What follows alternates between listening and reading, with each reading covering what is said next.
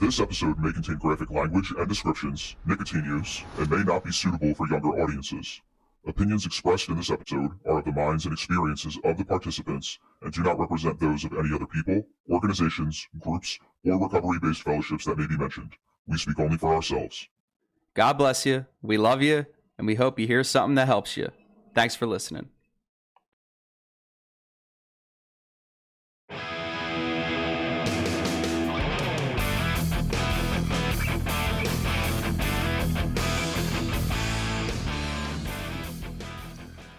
And like 3 out of 4 people I talked to this week, it seems like I've talked to like 10 people about the Eagles. They're all like, oh, we're going to lose. And I'm like, we won the first one. We were smashing them into the earth in the second one. And then our quarterback got hurt and they squeezed back by 1 point. Or whatever, 2 points. Why are we going to lose? I don't get it. What's up? You all right, dude? Yeah. No, it wasn't. I was making sure it was faced properly. Oh. Yeah, these are flathead mics, so Oh, is that a thing? it has to be. I'm telling you, man. This is our new everything engineer here. Yeah, it has to be facing a specific direction. So here we are again, Yeah. peeling Except for me. these onions. I forget what episode this is. 11, I think. I'm thinking 12. I think 11. You've had that many. I think 11. What? You've had that many. Yeah. Wow. Mm-hmm. I didn't realize. Yeah, man. We've pretty much given the keys of life and fucking traveled everything, dude. Yeah. And Larry, welcome. Yeah. Thanks for having me. I'm not going to throw your whole government out there. I don't know if you want to or not. My government? We were talking ball. You don't talk a lot of ball. No. Yeah. No, I don't do the sports ball thing. No, not sports ball, Oh, ball sports? but we'll talk about I play ball sports. ball. Sport. Yeah. With myself. Yeah, Newton's balls, just all day. But yeah, I don't know, dude. I don't really think we have anything to worry about. Like Jaden Daniels is on a heater for a rookie, right? But like, I mean, and everybody has recency bias when it comes to the last time we played them. But for some reason, nobody wants to mention like how they basically played like a defense that's almost as banged up as the Lions is, right? And like a backup quarterback who just happened to have like bruised or broken ribs. Well, yeah, dude, it's just like the Rams game. Remember what everybody thought about us against the Rams? Scared. Holy shit, they just sacked the dude 9 times. Darnold. They're going to smoke us. They're the hottest team in the NFL. What happened? You know? That Kyron Williams couldn't stack up to Saquon Barkley. So now Jaden Daniels beats the piss out of the Lions. It's the same exact thing. Yeah, We're going to man. hang on. We're going to hang on. Yeah. I'm not too worried about it. I don't know about it being a blowout, but I don't think it will either. But yeah, I'm not worried about it. Yeah. And I envy you for not being a sports fan, dude. It's just never my There's a thing. freedom you definitely have that I wish I had. Being a sports fan is fucking brutal. Yeah, it is. Why is that? Because I get envious of everybody else. So invested in it, dude. And what is your chances of winning on any given year? Low.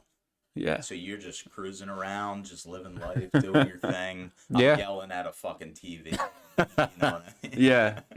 You're in your space doing like productive hobby stuff, and I'm getting over emotional and probably pissing Madeline off because I'm yelling at the TV. Like, And they should always listen to me. yeah, there's a clear winner in the equation here. Yeah. Yeah, I just never got into it. It was just never my thing. I like playing sports. I just never got into watching it. Just never my thing. I always got interested in music and computers and stuff like that. Mm-hmm. So You are also kind of the main reason why we have the setup that we do now, like a little like behind the curtain stuff. Oh, yeah. Like, I mean, you shot the list over to me of like what I should get. And I don't know if you've been looking around, but I pretty much have everything that was on there Yeah, I saw. outside of a laptop that I have. So like, that's that's great. major. We're very grateful for that. Oh, this is fantastic. Thanks, dude. Yeah, We're This trying. is all great. We're trying. And now no plastic. Yeah, no plastic. Yeah, that's dude, fantastic. There was something on the lens, and I was just like, oh, I think it's just, for whatever reason, I just didn't think it was on the lens. But it was on the lens. Now it's not on the lens. Need a guy to manage behind the camera. I got you. Oh, man. start that porn filming. Yep. Yeah. I'll catch that 4K. No problem. Dude, so I tried those I tried Zins recently. Not my thing. No? No. Just like one pouch, I was out. That's a chewing tobacco, or Did it give The you little pouches Did it give things. you the desired effect? Did you get your fix, or do you need a higher milk? I don't know if I left it in long enough. I don't know if I have like sensitive gums or whatever, because like I like throughout addiction, like one thing I really neglected was any kind of health, especially like my mouth, right? And I actually just went and got like a bunch of cavities filled. Like I need so much work, like I need to set appointments based on like sections of my mouth. So like before we did this one, and then we're gonna go here and then there and then there, I think is what's gonna happen. And I just haven't had decent enough insurance or the ability to do that yet in like 8 1/4 years or whatever. So we're getting all that done. But you're getting after it now? Yes, but anyway, I said that on the Zen topic because I really think my gums are just really sensitive, and sounded like a bitch or whatever, but it burned. Like it burned me quite a bit. Quick side note, you know there's a direct link between dental health and spiritual condition, right? Because it says spiritual health matters on your hat. Dude. Yeah. Direct link between spirituality and dental health. So am I fucked right now? Like you're gonna leave me hanging, bro? You're addressing it. You're addressing it. Which Oh, means you're okay, leveling okay. up. I'm lucky to have all my teeth. Okay. No, that I doesn't lost mean one when I was eating chips. Yeah, like I have a big mouth, and I had enough room for all my wisdom teeth to grow in, like completely fine. And I still had to have them taken out because they said that they were pretty much like rotting out of my face. Yeah, I had to get all 4 out in one shot. I was in a recovery house in the city. So that was cool. having the time of your life. In hindsight, yeah. When I was there, I thought it was kind of annoying. But it was nice. It was nice in hindsight. I would go back. Yeah, for sure. Well, don't do that, but no. I'm not going. No, because getting there involves a whole nother thing, or just being like really creepy. And yeah, no, we're not going to do that. So how much of this have you watched? About a half an hour's worth total. Oh wow. Yeah, I try to listen to it in my ear during the day, but Yeah. only about a half hour. Yeah. So kind of what we do is, well, Nick and I have had trouble getting guests on for whatever reason, but usually we just kind of go through like somebody's story, and then it just ends up in like conversational formats, like at some point, different points throughout the whole thing. And you're like us in that you don't really partake in like drinking or narcotics or anything like that anymore. Right. But I don't know if you have different reasons for it, but you definitely, and I don't know if you suffer from the same thing that we suffer from, but you have a path that's different to that lifestyle compared to most people in our circle who ended up there. Fair like enough. you never like went to rehab or anything like that. And I thought, besides like you just like being an awesome dude, like I thought it would be like really cool. And we're trying to like kind of like put a lot of things that we learn in our lifetime like forward for both people that suffer from what we suffer from and normies is what we call them. Like Madeline's a normie, right? Sure. And the boxed wine in the fridge that I didn't even know was there, Yeah. like points to that, right? We had the same bottle of like Pink Whitney vodka from Barstool in the freezer for like 3 years. I'm pretty sure it transcended like 3 different living situations. But yeah, so we have you here. We just want to learn a little bit more about you, and we'll see where it goes from there. Fair enough. Well, I've actually thought about this a lot recently. Growing up, I had a great childhood, just everything growing up. I really wasn't around a lot of drinking, smoking, anything like that. My parents were great people. I love them to death. But it wasn't really that prevalent in my household. My dad drank beer every day, but he was very under control with it. And, you know, it wasn't anything I really thought about until I started dating. once I got into high school, I met my now ex-wife, and she gave me my first cigarette. She, we smoked weed for the first time together, and then it got into drinking. But my very first instance of actually really drinking alcohol was when I was 18. I took me and my ex-wife went to my parents' house, and they weren't home, so I was like, "Oh, there's liquor under the cabinet. Let's try drinking." Hell and yeah. I went way too far, and pretty much thought I was going to die. And As one does. yeah, and that was one thing I never could do, was keep my alcohol intake under control. So that was the very first instance of it. But I drank for about 8 years. Well, no, it's 10 years now that I'm thinking about it.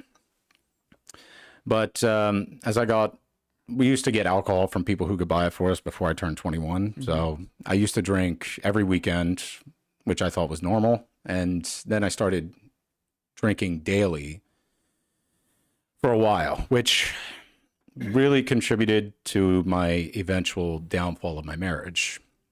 So to be fair to my ex-wife, even though what she did to me and the family and everything was wrong, I wasn't a man worth following. I was barely a man at all. So even after my divorce, I was at my lowest point, and I was drinking very heavily every day, where it really destroyed me. And I was breathing, but I wasn't living at all. And even during the day, I was drunk at work. And I don't think I've ever told anybody that, but it was compulsive, and I just could not stop. And I'm going to tell a story I've never told anybody. It's something I'm obviously not proud of, and this will break my parents' heart. But it came to a head where I convinced myself I was completely intoxicated. I was desperate for some kind of attention or some kind of love at all. I was living at my sister's house because I had to sell off my house after the divorce was finalized. And I had Everclear, and I had 100 proof Southern Comfort, and I just kept going with it, taking shots of Everclear, which if you've ever done that, it is Haven't like had the drinking pleasure. jet fuel. Yeah. It's terrible. I know about her though. Yeah. But I got myself so out of my mind where the last time I ever remember crying was then. And I couldn't keep myself under control. So I was down in my sister's basement, and this was the only time in my life where I wanted to end my life.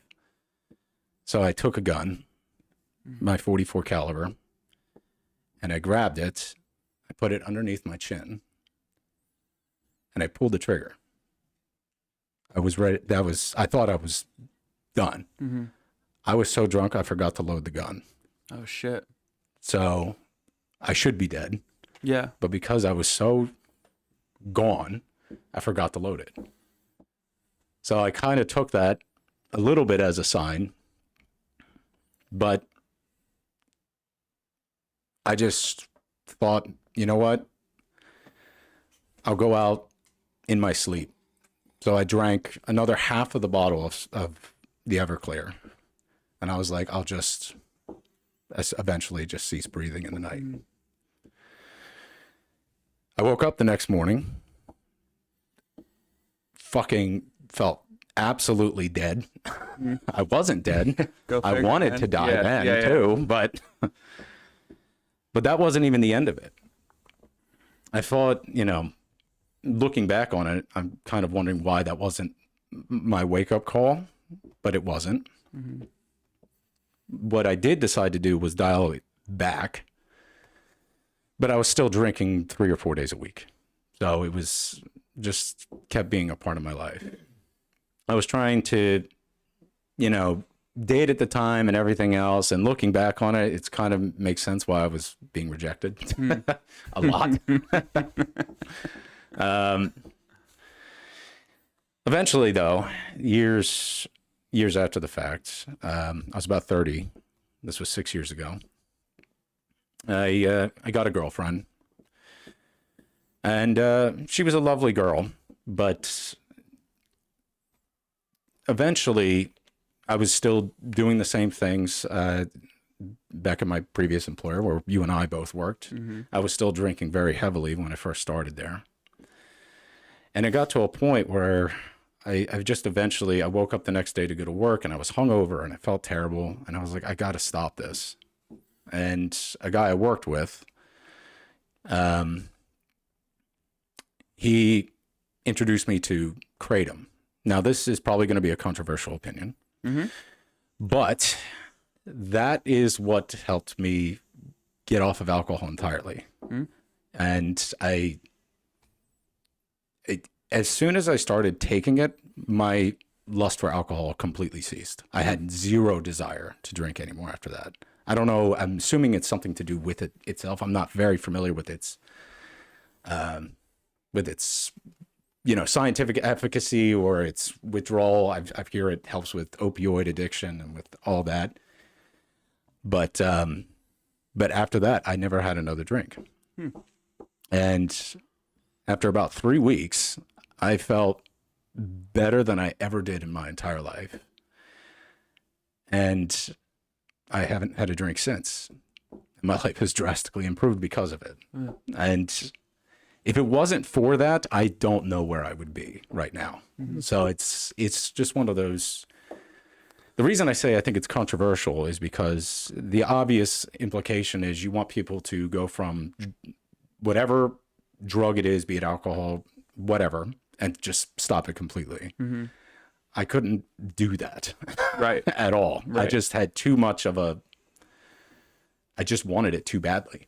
So it was, but I do think that things like Kratom, it's not exactly good, but it's a step up from where I was. Eventually, the way I look at it is you can't get to the top of the staircase where you want to be by just jumping from the bottom to the top. So you have to take a step upward and then keep taking steps forward. Yeah, that's fair. But in short, that was my pathway through that addiction I had. I should be dead. Not even just from that night. There was 4 other things I can think of that were just absolutely horrible. Where it was, I drank too much. I drove. I don't even know how I got home 2 times. Like the fact that I made it there and I found myself sleeping outside my front door once in my bathtub. I'm just amazed and I feel blessed that I'm actually alive. And I don't even know how I made it through mentally because I didn't believe in God at that point in time. I thought I was wiser than that and everything else. And looking back, it's embarrassing. I feel foolish. And I feel so ashamed of that part of my life. But at the same time, I'm almost happy that it happened because without it, I don't know who I would be today. I wouldn't have my children. I wouldn't be where I am, which right now I feel so blessed. I'm the happiest person alive. Pretty happy, dude. Yeah. Yeah. I try to be. Yeah. You're pretty go lucky every time I see you step out of that Toyota, dude. Yeah. No, I am truly blessed. And it's because of my family and my friends. You guys, everyone who was there for me, who did stand by my side, who were always there when I needed them. Yeah. And without them, I really have no idea where I would be. It's impossible for me to tell, but it was a very dark very dark 6 years of my life. The first 3, 4 really weren't so bad. A lot of it was probably fun. Yeah. Oh, it's I mean, like, fun. yeah, I met, we you didn't know, get I was to something boring, dude. Like, yeah, no, yeah. no. It's, you know, I met a lot of women that way. I did so much, you know, that it was fun. But now looking back on it, I really kind of regret it in that sense. But yeah, like I remember waking up with 2 women whose names I didn't even recognize them. I'm just, you know, I'm like, what the hell is happening? I know, like it's Sounds like a Wicked Tuesday, dude. but yeah, it was fun for a time, but it definitely took control of me. And I just could never keep my consumption under control. I just wanted to feel more and more numb every time. It's like, I can do more, I can do more, I can do more. I've lost friends, you know, I've gotten into fights with people physically under the influence. I lost a lot of people. I hurt people. It was really dark. It was bad. So, like, I was, like, one thing, first of all, I appreciate you sharing anything in that, like you said numerous times that you haven't said before. I revealed a suicide attempt in my youth, like when I was, I don't know what you would be when you're like 8, like a toddler, I guess. And my parents didn't know about that. So like, there's that. But I was always like curious as to like how people that didn't go the route that we took, like what conclusion they came to as to like why they were doing what they were doing. Like ours, we kind of put it through the framework of like a spiritual sickness. And I mean, you also ended up inadvertently like falling into that, and like you're pretty strong in that. I mean, you look like you just came from church, dude. I'll be going tomorrow morning. Very good looking, by the way. I mean, I'll throw that out there, but like it's very obvious, like you're like this guy's a God guy. Like, but like when you said like you just wanted to keep feeling, you just wanted to feel more numb. Like when you say numb, like are you trying to numb things that you didn't deal with from childhood? Are you trying to numb like past transgressions that you were ashamed that you did or were part of like throughout like your drinking career, like recently to that? Or like what were you really trying to do there? And you can tell me it's none of my fucking business at any point. I'm just saying. No, I want to be honest with it.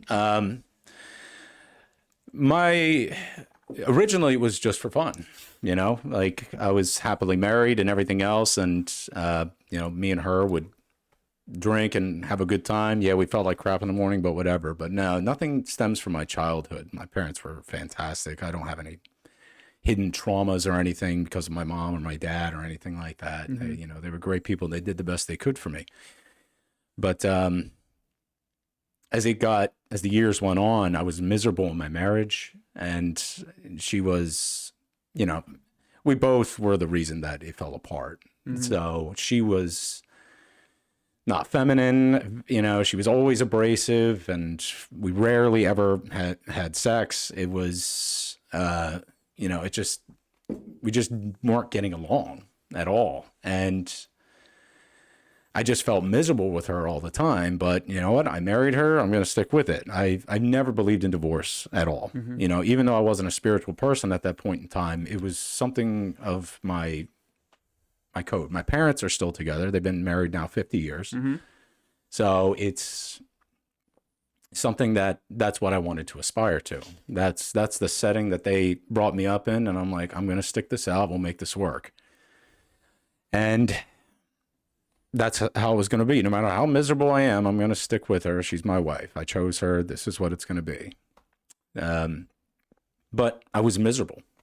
So drinking made me feel happy and numb the pain. And then it only got worse after my divorce happened because I was just depressed. And you were just drinking about it. Yeah. Like nothing proactive or anything. No. Like it sounds like it really, so like our literature says that like oh fuck, I'm gonna butcher it, dude. Like Paraphrase. Like a bunch of different like spiritual sicknesses can stem from resentment solely. Yeah. And like that sounds like, in a nutshell, like what you kind of experienced. Yeah, absolutely. 100%. And after the divorce was happening, I didn't even realize it, but I wasn't eating. So I was inadvertently fasting and drinking, which is the worst combination ever. I'd smoke about 2 packs of cigarettes a day, and I lost 60 pounds because I didn't eat for about 2 months. I actually had to buy all new clothes because they were huge, on me. Yeah. So at that point, I was 245 pounds. I lost 60 pounds, and then You're 245? I was. Oh shit, dude. Yeah, I was a chunky monkey, God is good, man. God is good here. Shit. So like, and I'll let you finish your point. But were you staying, like, how reliable were you as an employee, like, throughout this whole thing? I stayed vigilant. Okay. Like I said earlier, I was breathing, but I really wasn't living. But my body would just automatically move. Like I was just going through the motions of daily life. Like you weren't like showing up late a lot, like not missing days. No. Like still a very like functioning. Yeah, I was barely functioning. I didn't want to do anything. Yeah. At all. In the physical realm, you were functioning. Yeah, I didn't want to go, but I'm living. I still felt a sense of duty and responsibility because I'm living with my sister at the time, and I can't be a burden on her. So the last thing I want to be is a burden on somebody else. So the fact that she took me in, I'm already grateful. It was already a shot to my pride because, I haven't lived with anybody, since I turned 18, when we moved out I moved out of my parents' house immediately. And then like comparing like where you are to like what your conception of like where you should be is, Right. like obviously fell short quite a bit. Yeah, I Like, fell yeah. so far. Yeah. And it was terrible. But after that all happened, that's when my drinking became worse. And then I met a girl, and I actually thought things were kind of on the up and up because it started off really well. And it's eventually we stayed friends, but I was rejected by her, and that really tore me apart, which kind of made me feel like this unlovable creature, like why even bother? And that's what made it worse. And I've always struggled with intimate relationships. Like it's just, I'm not good at it, I guess. I'm fascinated by it, but I felt like I put in so much effort just to get nothing in return. So that just made me feel like, just an unlovable creature, intimately speaking. I just felt like I'm never going to find anybody else. Do you think nothing in return is like, is real, or do you think that's like perceived based on what you expect to get back?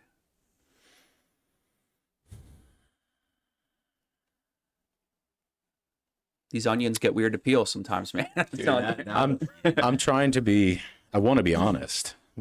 That's what we're all about here, man. You were already in my wedding. I mean, like, you know what I mean? Like, I think I made a fiction up in my head that if I show that I love and I care and I put in all this effort, that this will happen, which isn't fair for her because if she doesn't want that, she doesn't want it. We were very close. We were even physically intimate and everything else. So that's why I had this idea that, hey, this is going to work out.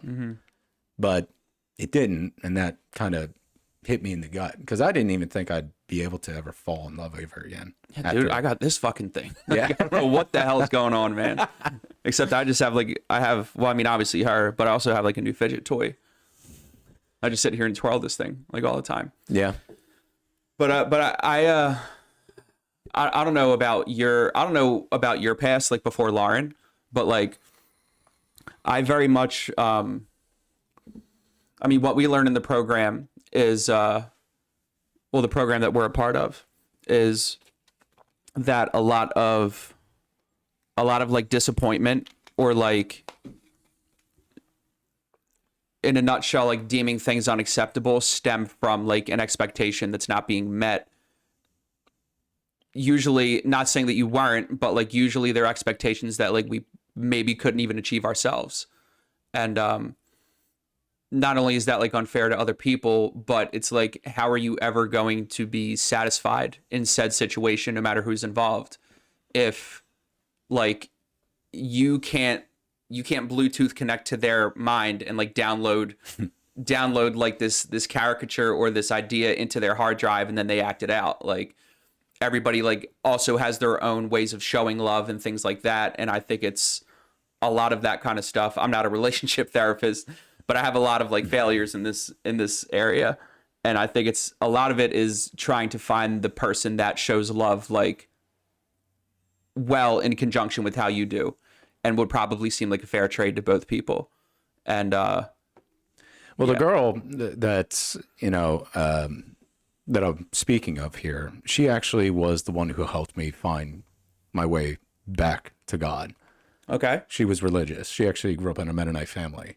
Okay. And she wasn't Mennonite herself, but she was Christian. And we talk about it all the time. It's always a subject I was fascinated with, but she actually eventually got me. It just kind of a light bulb went off. And I was like, holy shit. Like, wait a minute. And that's when I started reading the Bible again. And then I just had this moment where I broke down into tears, and I felt God again for the first time since I was a child. And that was just an emotional moment for me. So I always love hearing that shit, dude. Like, not like finding joy in like when somebody else has like a low bottom kind of moment, but like I know in plenty of times before and when and after I got sober, and even now, where I have those moments where like everything just kind of feels like stripped. It's almost like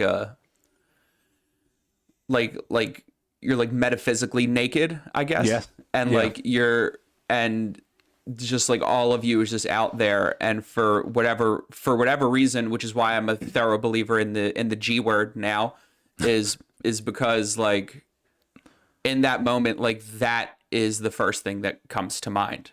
Like even before like I even really believed in it and I didn't really have any ideas about it, I just thought it wasn't something that I wanted to be a part of.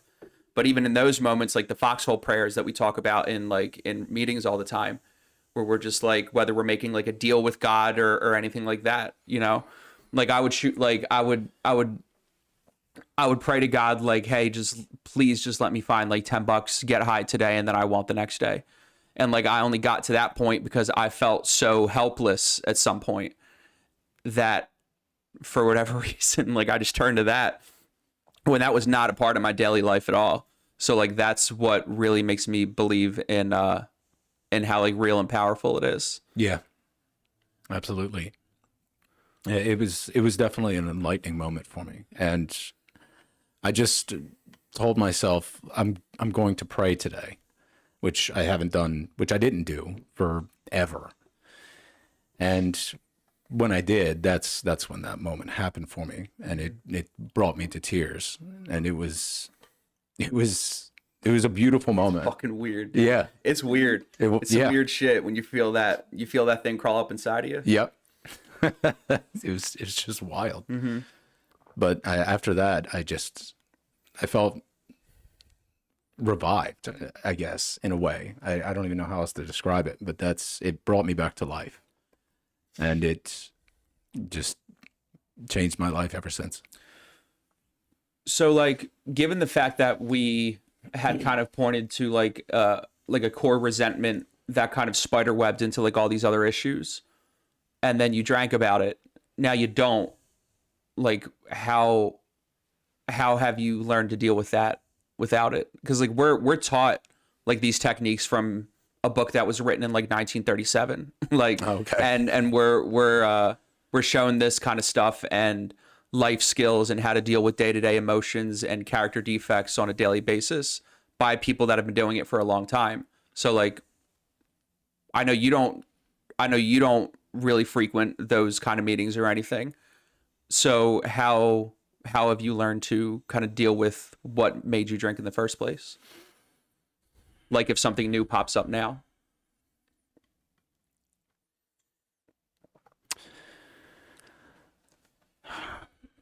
I think part of it's almost on a subconscious level. I have a desire to do better, not even necessarily for myself, but it is too for myself, but because I have children. I wanted to, when I see them, I always ask myself, or when I do anything, I almost ask myself the question, you know, am I doing right by them, or am I doing right by my job, or am I doing right? What am I doing with my time? I'm constantly asking myself questions in my head, and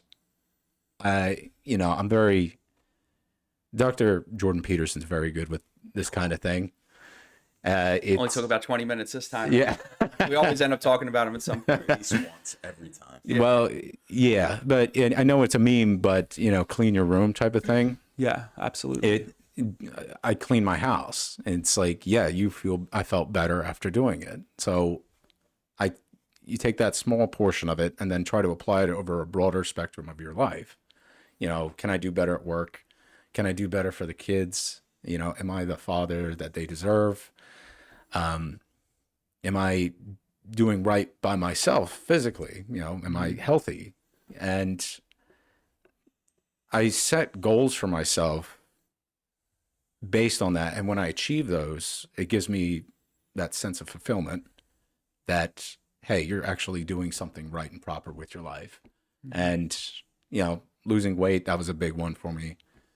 I was always heavy set most of my life, probably about half of my life now. So I've been actually kind of relatively in shape for a while now. But when issues arise, and maybe I don't know if this is what you're talking about specifically, or like when I deal with problems that come up in my life, I usually don't have many issues that come up in my life anymore, or at least I don't classify them as issues. Okay. So when I'm struggling with things at work, I can see myself in the past being just like, this is too much to handle kind of thing. I kind of let everything ride off of my shoulders now. It's just like, this is what it is. Let's take care of it. I try not to let things get to me personally. And I try to take care of things like right away as soon as they come up. Even if it's a small problem, I'd rather take care of the small problem than wait and let it fester and get to a bigger problem. So I guess I've kind of reshaped my mind into asking myself questions every time I attempt to do something, even when it comes to things like, what am I going to do with my day? Do I want to be productive, or maybe I should be productive, but then I want to do something else? I'm always asking myself, what can I do to make the most out of my day? And that doesn't mean let's start a business. Let's do that. That's a big step. That's too much stuff. You're not in the hustle culture. No. Yeah, respect. No. I thought about opening quite a few different businesses, but it's a lot of work. I don't need to. Yeah. But basically, I just want to feel that sense of fulfillment in my life, and I get that by achieving realistic, proper goals. And yeah, I'm just constantly asking myself questions of, am I doing this right, or what can I do better? And that's just been a fixation in my head on a daily basis. So I'm not sure if that properly answered what you asked. Bro, he does exactly what we do outside of the rooms. I'm like, I can't, it's so amazing. So like, I just gotta say first, like, thank you, man, for just like the vulnerable, like 5 minute, just getting right into like exactly what happened, dude. Yeah, I'd rather be honest. Just if someone ever takes anything just from what I said and it helps them in any way, then it's totally worth it. I'd never thought I would ever share that, to be honest. But I'm kind of glad I did. But I know it'll end up breaking my parents' heart a bit. But if it helps anybody, you know, I'm happy for that. I'm glad.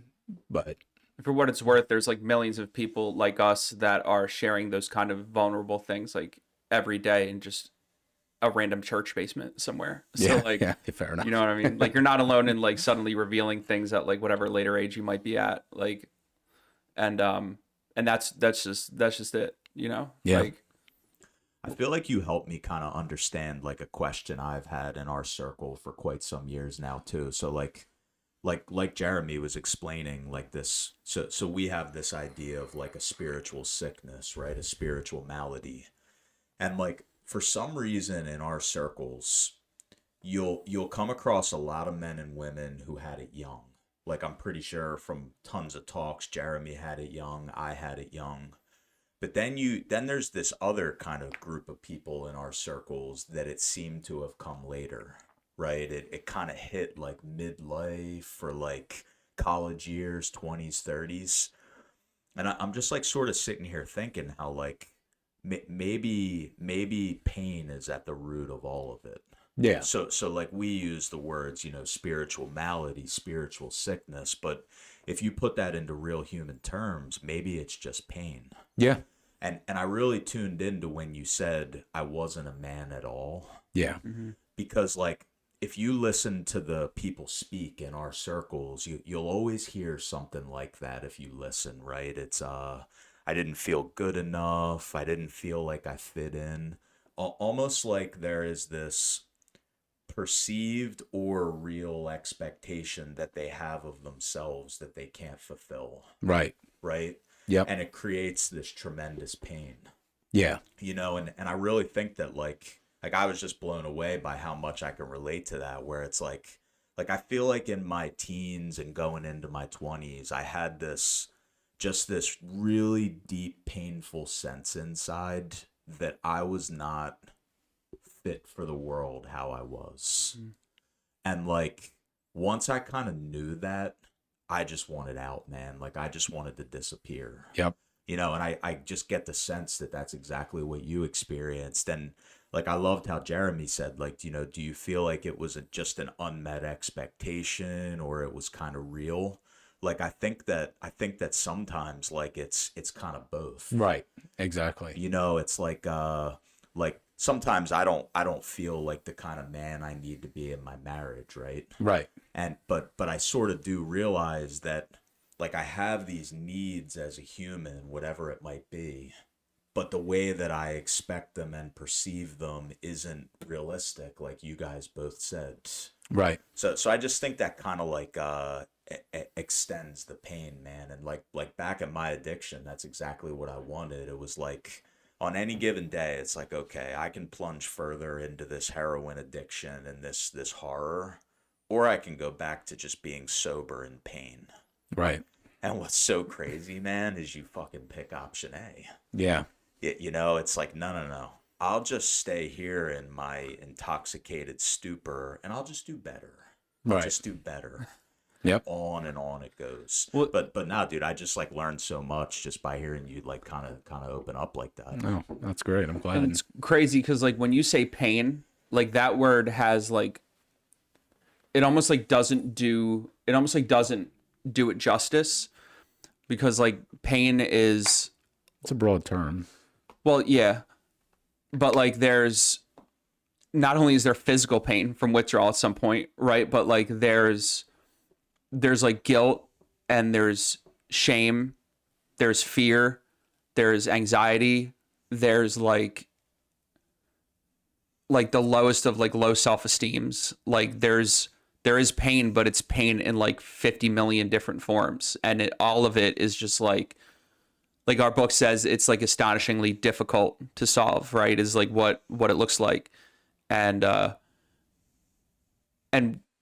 given the fact that we have like snowballed all of these problems because we just drank about them or used about them, right, for so long, now they all look like one big problem with like 50 million different faces. And it's like, how the fuck do I do that now? You know what I mean? Right. Instead of like chipping away at it, like slowly and surely with like learned lessons or like changes in the subconscious or whatever. But like at first it's like, I can't deal with all of this. Right.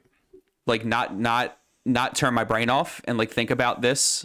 Like, how the fuck am I going to do that? Like, I can't even get out of bed Yep. with that kind of shit going on in my head. So like and I feel like that might be something that like a lot of people that aren't like us, not that I give a fuck what other people think, but people that have a perception of weakness in this whole thing is like, there's a lot of stuff that's happening behind the scenes, which isn't an excuse by any means. There are plenty of people that deal with these kind of things productively just because that's how they are, like how you ended up being afterwards. Yep. And they're just like that.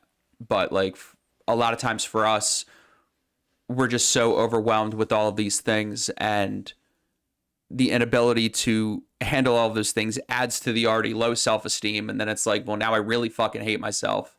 And there's just like, there's so many layers in that, man. Like that word pain is like the very top of like the pyramid, and there's just so much that goes below it. It's insane. Yep. Yeah, it's kind of crazy. Like I don't know how this is gonna come out, but like I feel like sometimes what builds on addictions in people is it's almost like spirituality meets humanity. And like here's kind of what I'm thinking. So like a lot of the people that I talk to or hear tell their stories and books I've read and all that, right? It's like they have this yearning to be a certain type of person. Right. Whether that be because they feel it's their purpose, or it comes from what they believe God wants for them, or it's just like a sincere, like spiritual desire. Right. Right. I feel like that's part of it. But then there's just this like human lacking that just drives them crazy. Right. You know, it's like I so badly in my core want to be this version of myself that's fit for the world, but I just can't. Right. You know, so it's almost like for so many different people, it's like addictions, I think, build because like spirituality and humanity collide. That makes sense. Like I don't know. I was just thinking about that. Really, man, it's just how you described your marriage. Like exactly the way you put it, dude. It just hit me in the fucking face.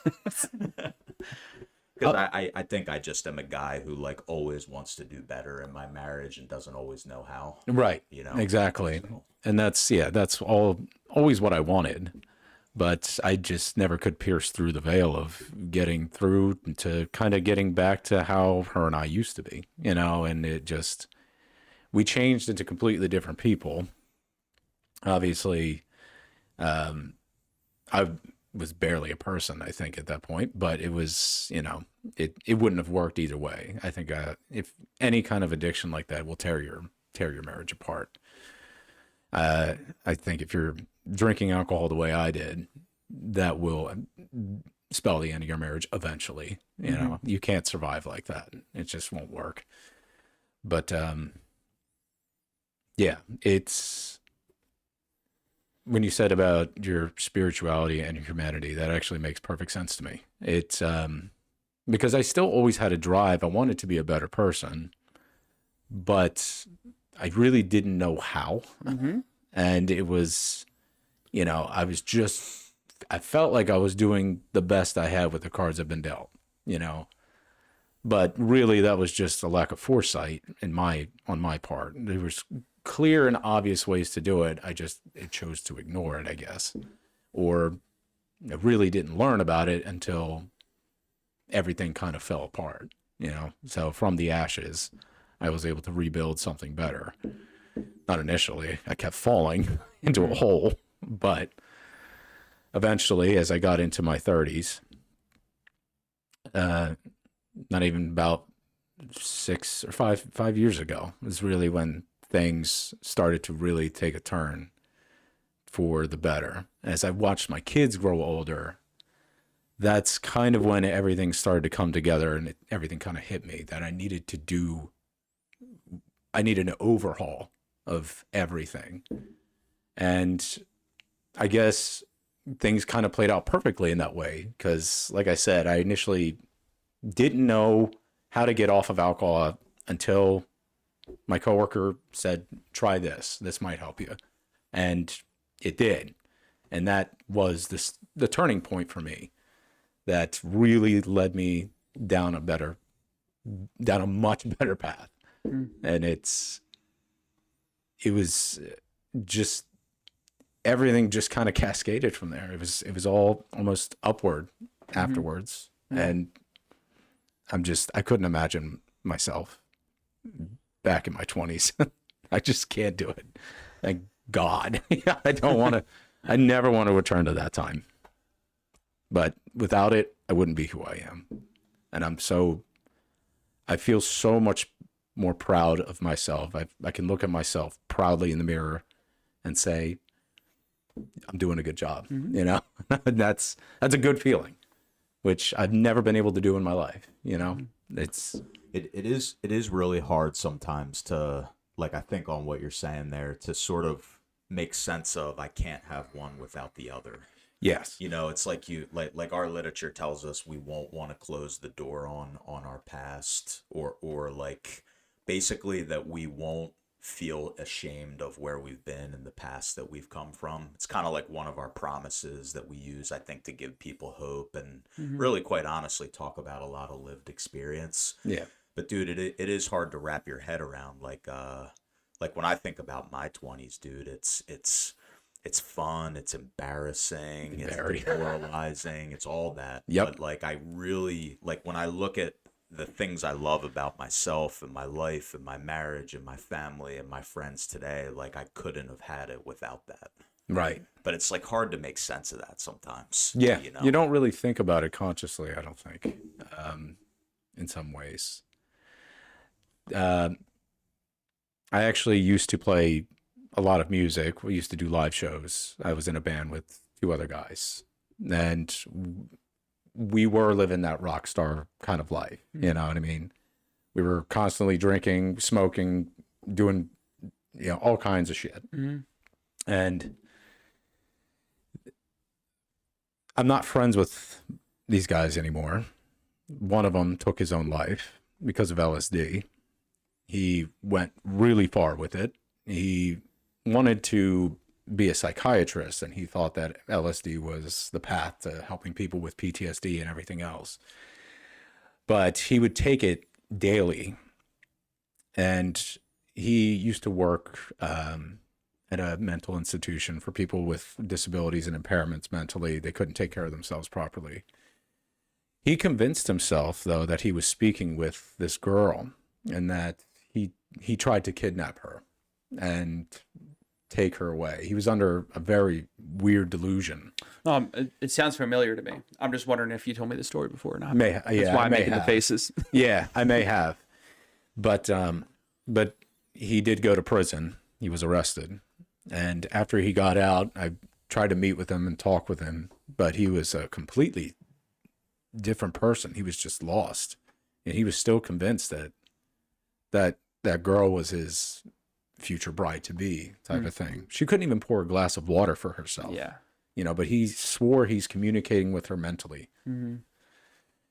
And eventually, it was not even 2 weeks later, is that he took his own life. It was really sad to see because he was one of my best friends. And I felt like I just wasn't there for him. And that was a terrible feeling because I'm not sure what I could have done.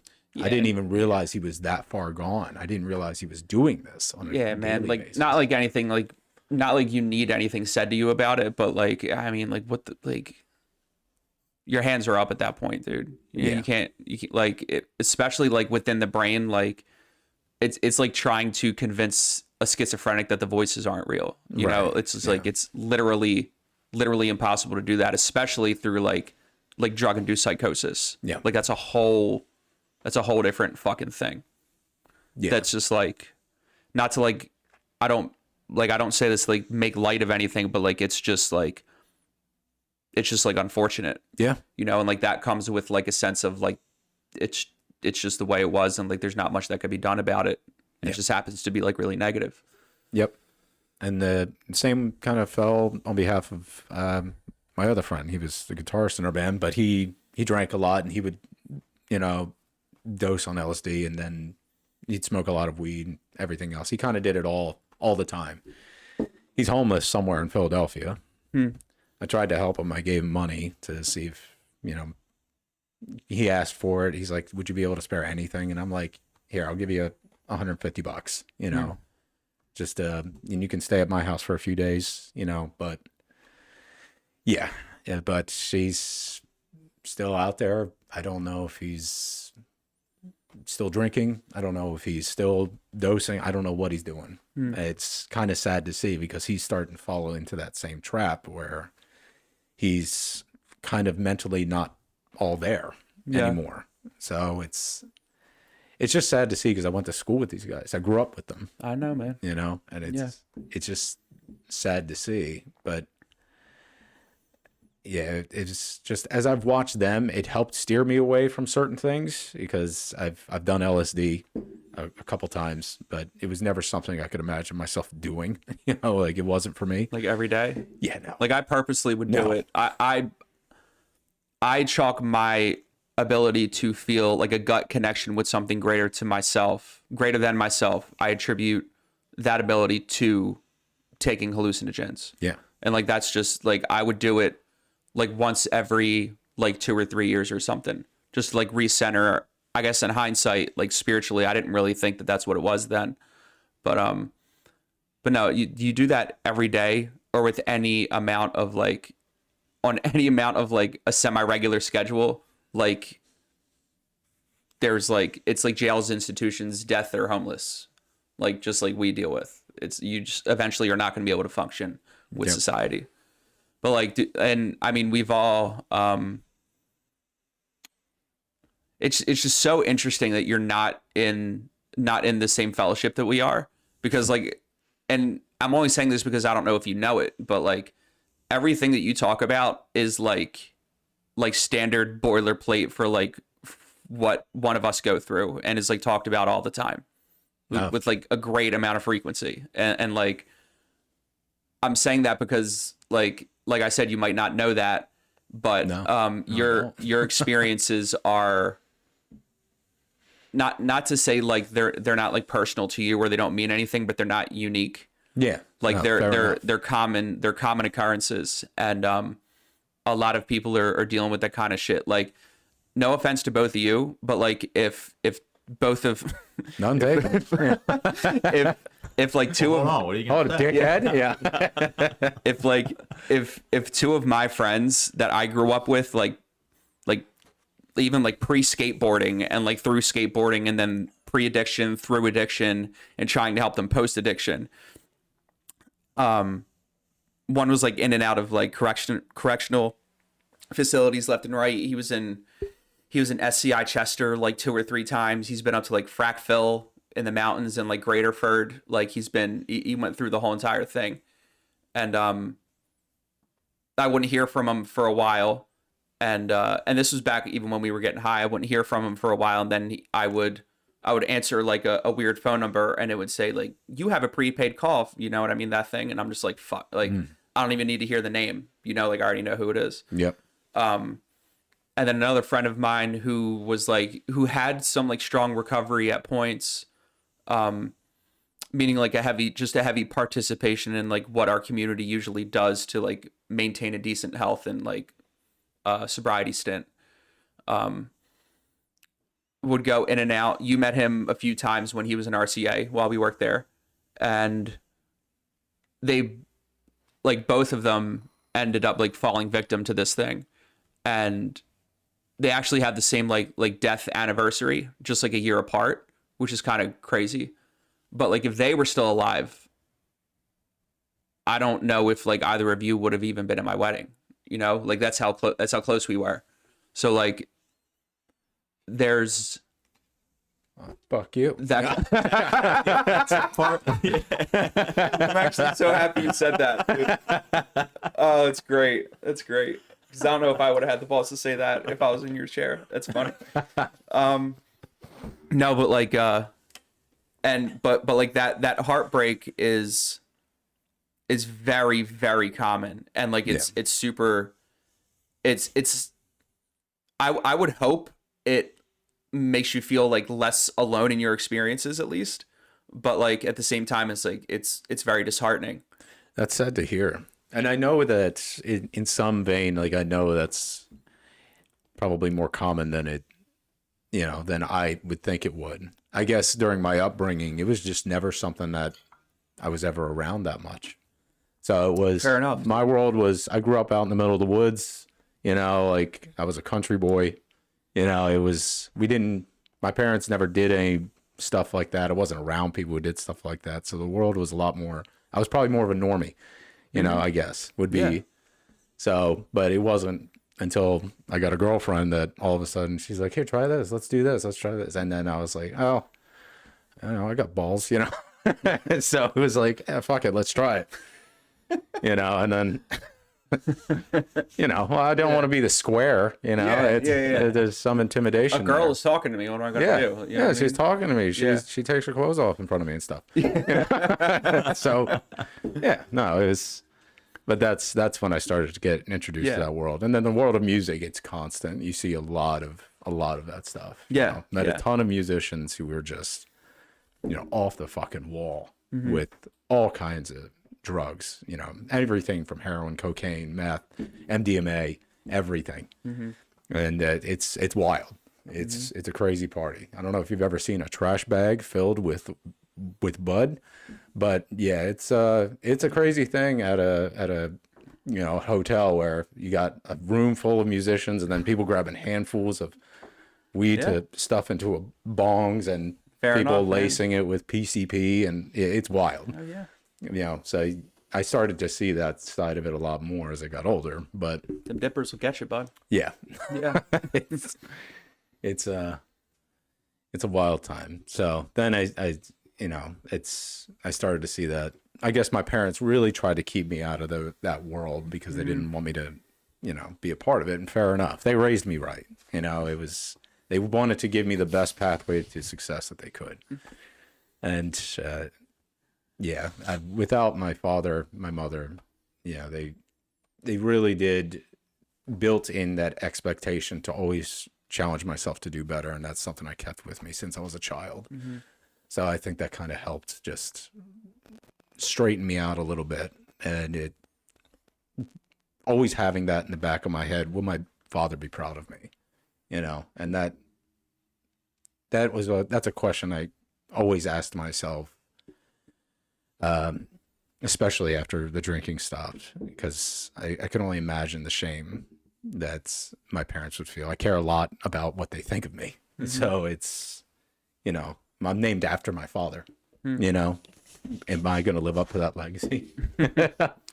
It's funny you say that because like, Ali always has to have like at least one cameo. It's funny you say that because I'm pretty sure like more than once have alluded to this one thing that works for me in terms of like I guess my motivation could get so low that I have to use the phrase like attempting to try to be the best version of myself. I always say that like a lot of what people need is like an inner dialogue of like a strict father. Yeah. And still just like my dad growing up, like I sometimes I just don't care what that voice has to say, even though it's right almost all the time. Yep. Well, all the time. I'm not going to half measure that, but yeah, I love that.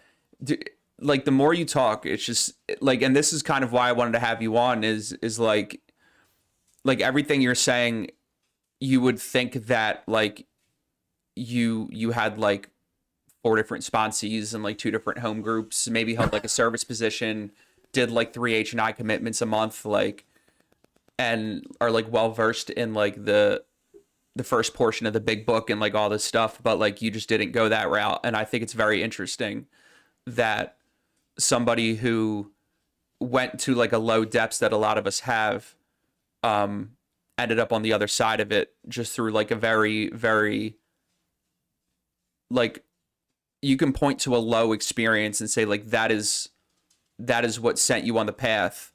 and you just kind of like figured it out after that. And like that's Yeah. we don't do that. Like we don't figure it. Like Yeah. speaking of like Nick and I, and like not trying to speak on all behalf of like AA or whatever, but like most of us are there. Like I don't want to go to a church basement 3 times a week and sit with like a bunch of people that I don't like know and like share about my fucking problems. Like Right. I do look forward to it, but like if I could spend that time doing something else, I would prefer to do something else. Right. Like, but we have to do that kind of stuff because I don't know, we're just fucking wired differently, man. Like that bottom just isn't enough for us. It never was. I just like I agree, dude. It's just amazing to me that you pretty much seem to live the same general lifestyle. Like me listening to what you said, you have self-examination in there, which is the core of steps 4 through 7 of our program. You have kind of checking in with your daily progress and seeing where you're falling short, right? That's kind of like a little bit of steps 10 and 11. You know, you talked about wanting to be like the best dad to your kids. There's kind of a little bit of a living amends vibe going on there. So it's just amazing. It's like you do a lot of the same things we do, but you never were surrounded by a group where thought formulation was thrown out there. we're just for fucking retarded. It's so fucking fascinating, man.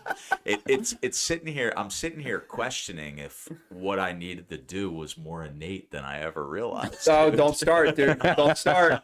Don't start. I had to, dude.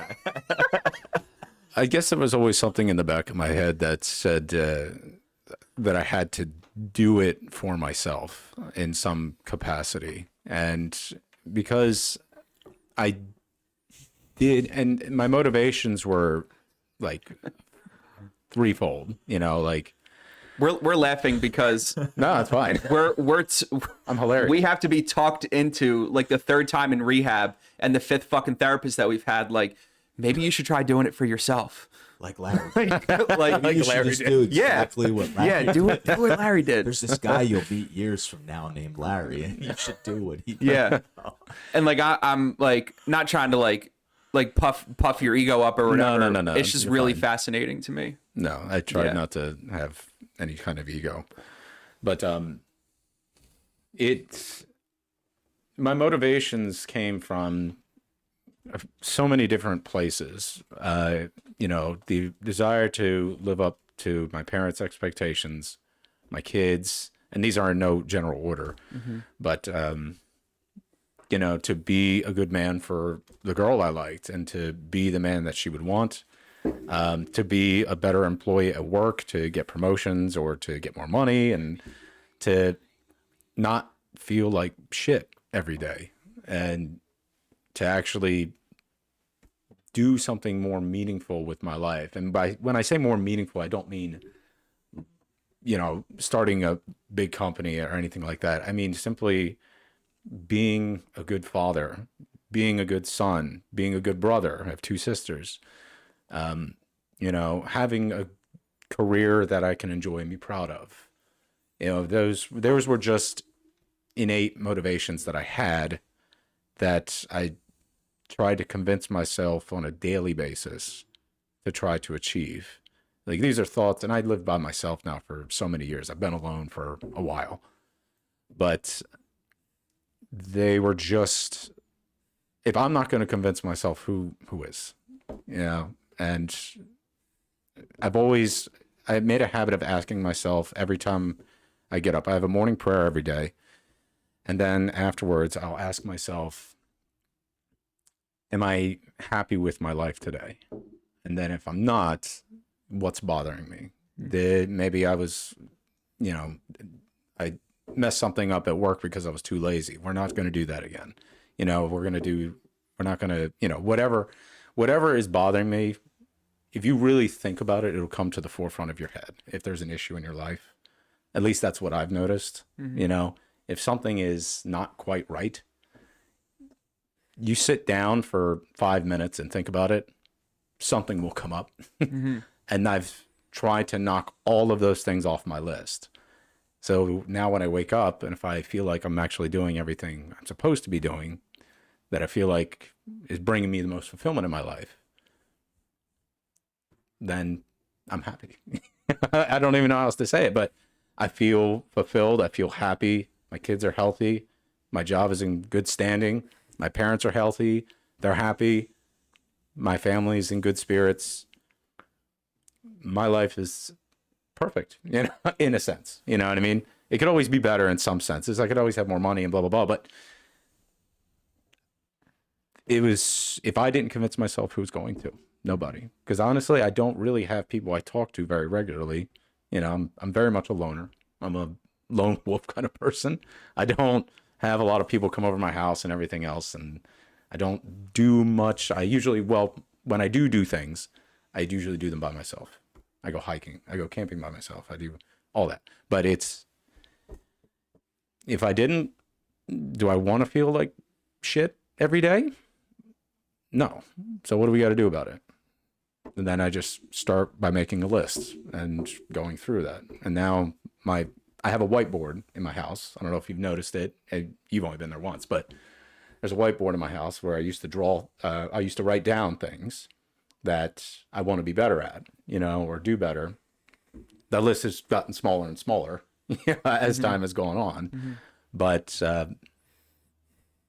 and then just after work and time and everything's just been, I couldn't ask for a better life. You know, I wouldn't trade it for the world with anybody. I really got to mainstream this choice thing, dude. Like Madeline and I were just having a discussion last night, and like here's like I guess my vulnerable contribution is like, and I was being honest with her about like how I'm not really convinced that like ADHD is a thing. I still think that like it was just a scapegoat for teachers and like a cash grab by pharmaceutical companies. But I also have like a bone for like, you know, a good conspiracy theory here and there. So whatever that is, whatever. But like the most minuscule fucking task can seem like such a challenge and inconvenience to me.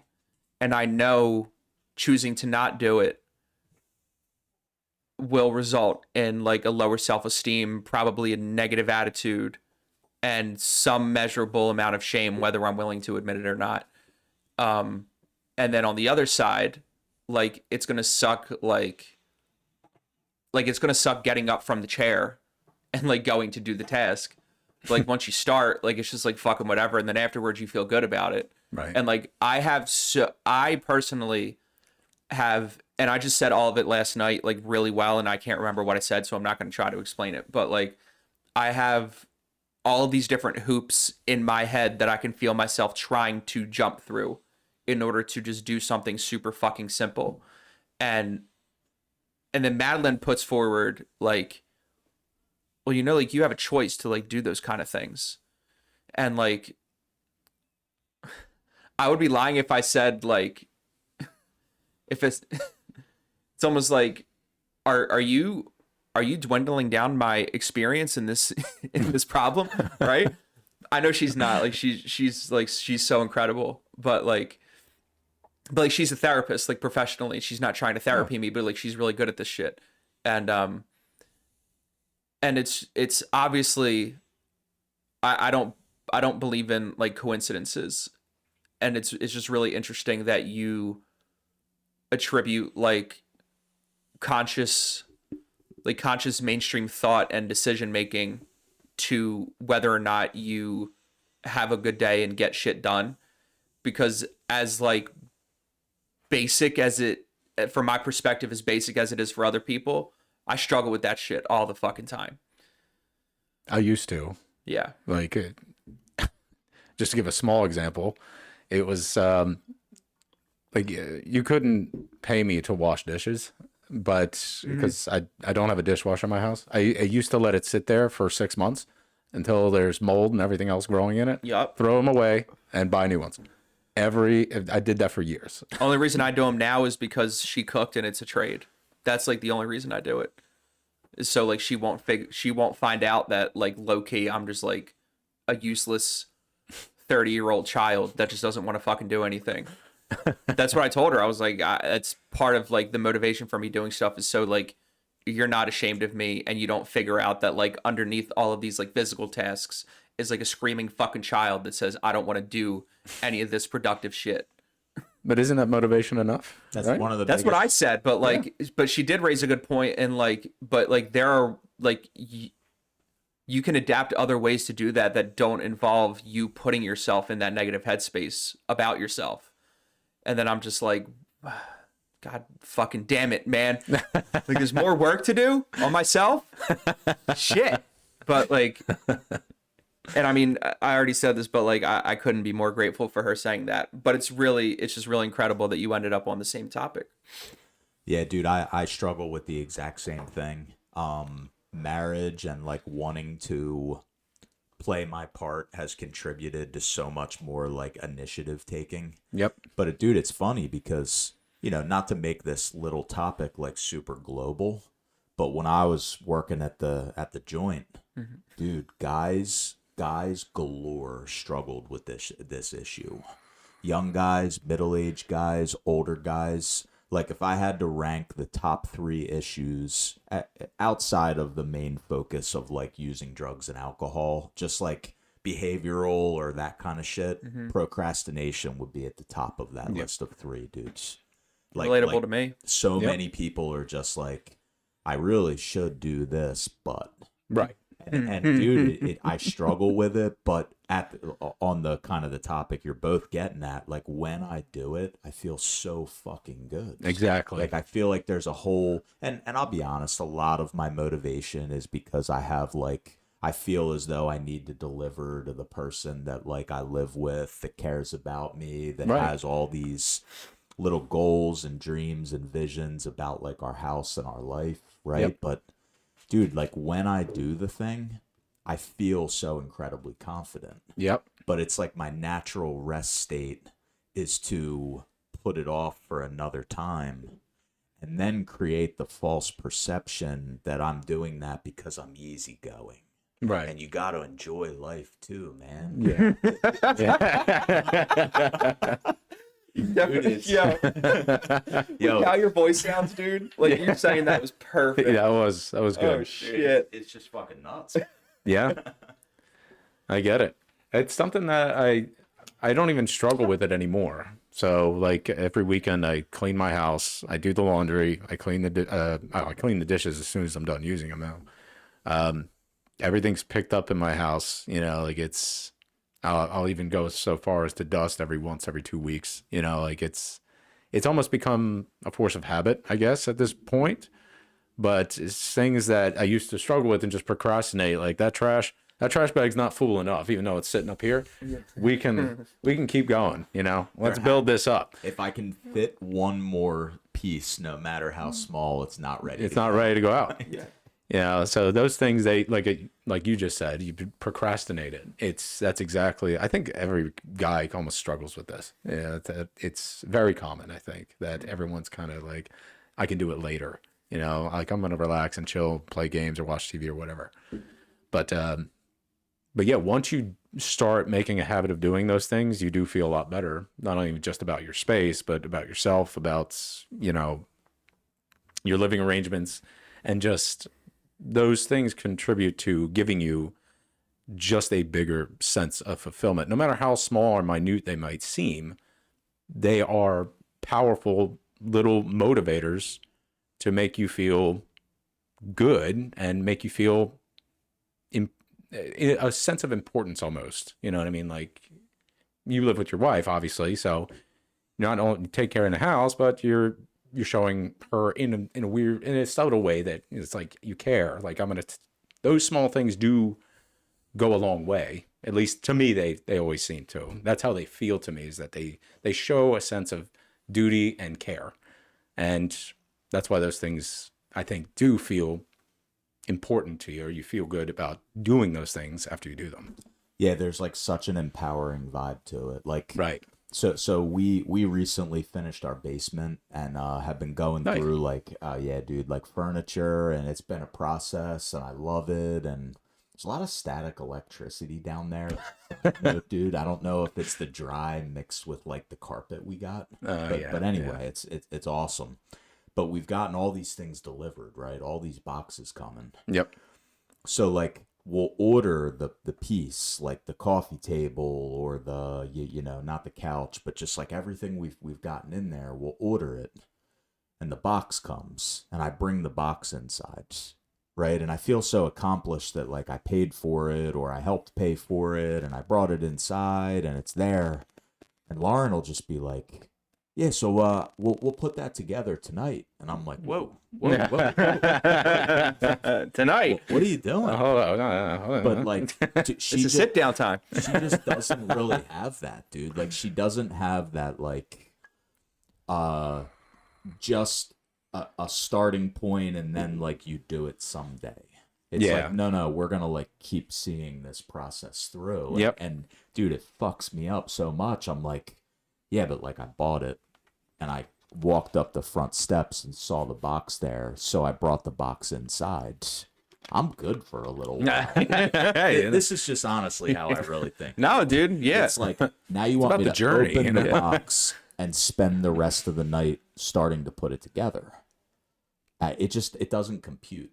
I got but you. at the same time, it's just funny to see the difference. Like, she's like, why would you do it any other way? Right. If now is not the right time, then when is? Right. And I don't have a good answer to that. Not now. That's my answer. Not now, dude. It's just so funny, man. But I can see how what you're saying about like how good it makes you feel. Yeah. It almost like empowers you to like take on the next thing. Yeah, exactly. So But also, I mean, I guess the way you can think of it is how can you have fun doing it, you know, in a way, because sometimes you just don't have that motivation. So let me throw the TV on and while I'm doing this or whatever. So things like that can help a lot too, especially if you feel like you have a lot going on or a lot to do. How can you make it fun? And that helps a lot. I usually will do that. I'll put on music or I'll put on a podcast or I'll throw the TV on and watch YouTube, you know, while I'm cleaning the house or cleaning the dishes even or making food, you know. It kind of, because it can feel monotonous, you know what I mean? Like doing stuff like that. Like you just want to sit down, you just want to not do anything. So anything you can do to make it more fun for yourself does help make it happen, you know. Absolutely. It doesn't have to be a boring, monotonous thing. You can try to make it fun. And that helps. At least to me, it does. Yo, so one other thing you were saying I wanted to go back to, and it's perfect because we're all JP fans. So all right. So remember how I said, like, however long ago, there's this statement that a lot of people in our circles make that is, I'm not good enough or I'm not who I should be, right? Something like that. A lot of times you'll hear when people look back on their addictions.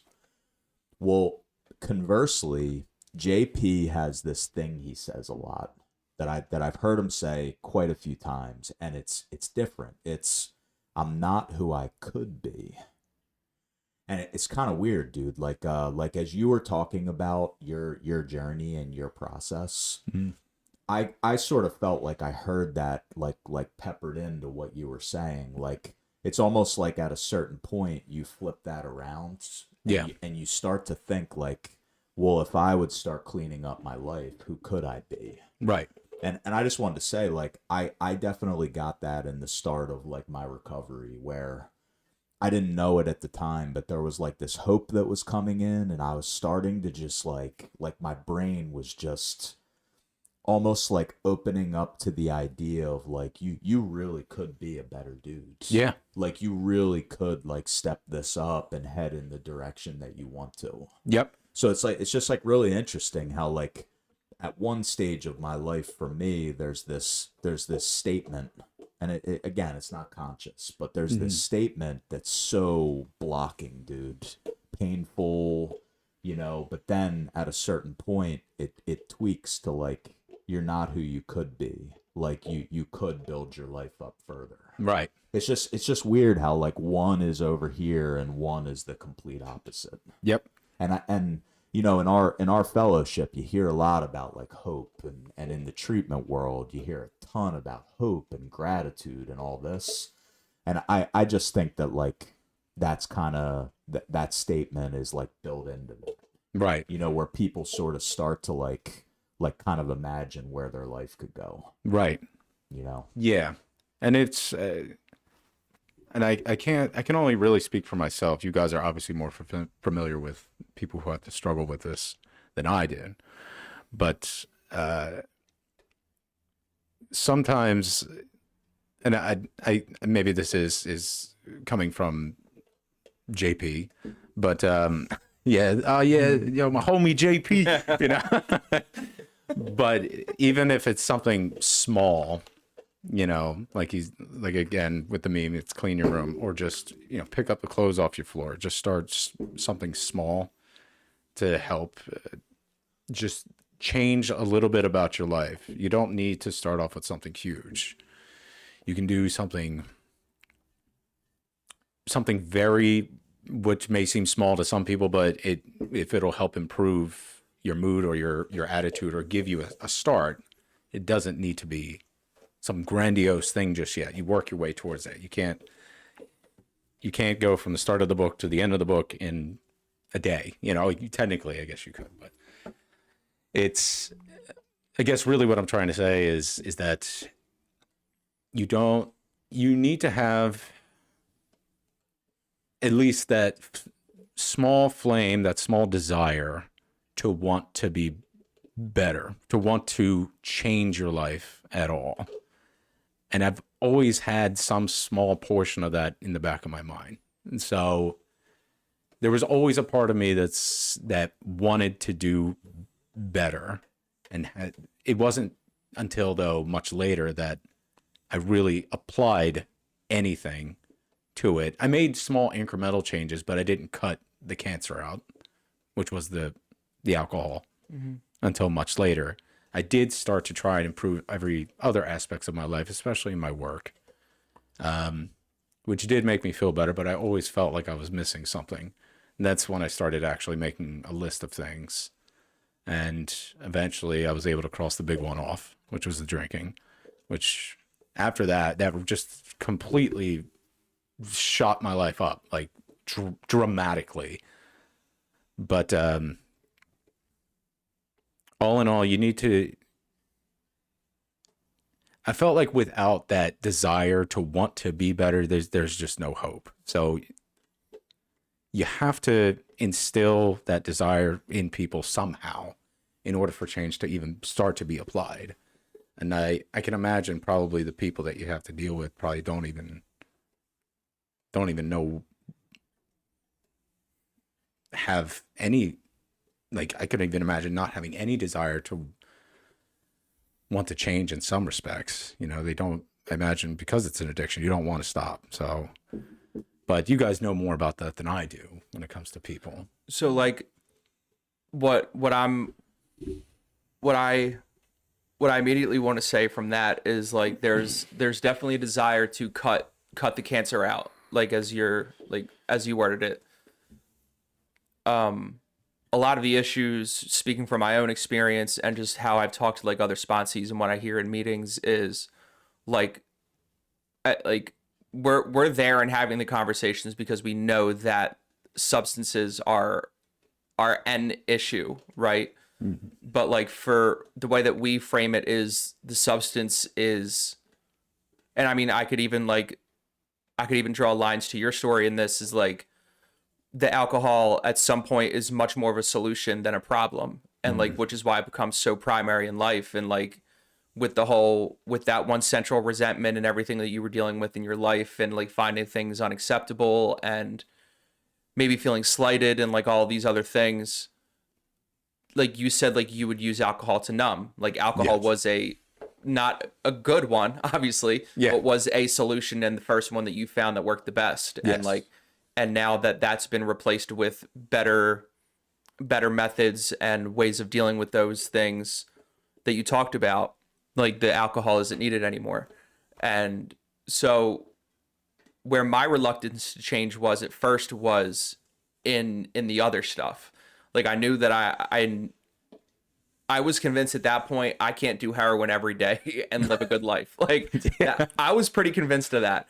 And go figure. But when it came to like forgiveness, focusing on how I talk to people, like all of these things that were being told to me, like in order to like change my character for the better, because that was really the problem, and how I dealt with myself and my past transgressions, and like how I'm going to deal with new ones that pop up. Being told that I had to learn about that told me, like, it almost slighted me, because I'm like, what you tell me, like, I need to, like, I'm not a good person already, kind of thing. This is just me speaking from my experience on that. But the reluctance to change usually comes from like more intangibles and like actually physically putting a substance down, and like saying that, no, dude, you as a person have bad fucking habits. Your attitude's shit. You hate everybody, but you're the fucking problem. And it's like, well, fuck you. Like, no, I'm not doing any of this shit. Like, I mean, the God word alone can keep a lot of people out, but like, when it comes to like, all right, let's dig through your past and like see where you really fucked up, and like where you really hurt people. And by the way, you're gonna go back and talk to a lot of those people and make that shit right. And also, you're a judgmental, unreliable prick, and we're gonna need to do something about that too. Like, and it's not even like thinking that it's not true, but it's just like that more so is the stuff that people are way more reluctant to change.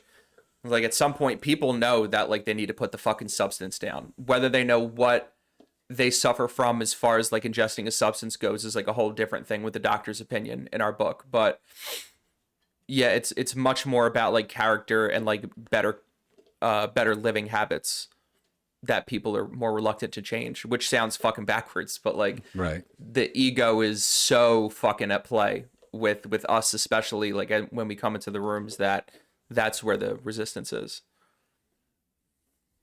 Yeah, I think like a topic Jeremy and I hit on a lot, like one of them is kind of this topic of like the victim, Yeah. like the person who kind of sits back, and there's so many ways I could lay this out, but like the person that sits back and just has this storyline of how like it's not their fault. Right. It's not really their contribution that is causing the situations of their life. Right.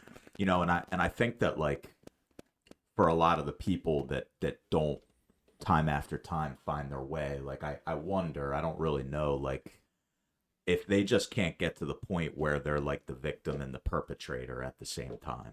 Right. Like when you were telling your story, I noticed how you mentioned your wife and your ex-wife in a way where like there were clearly some things that went down. Yeah.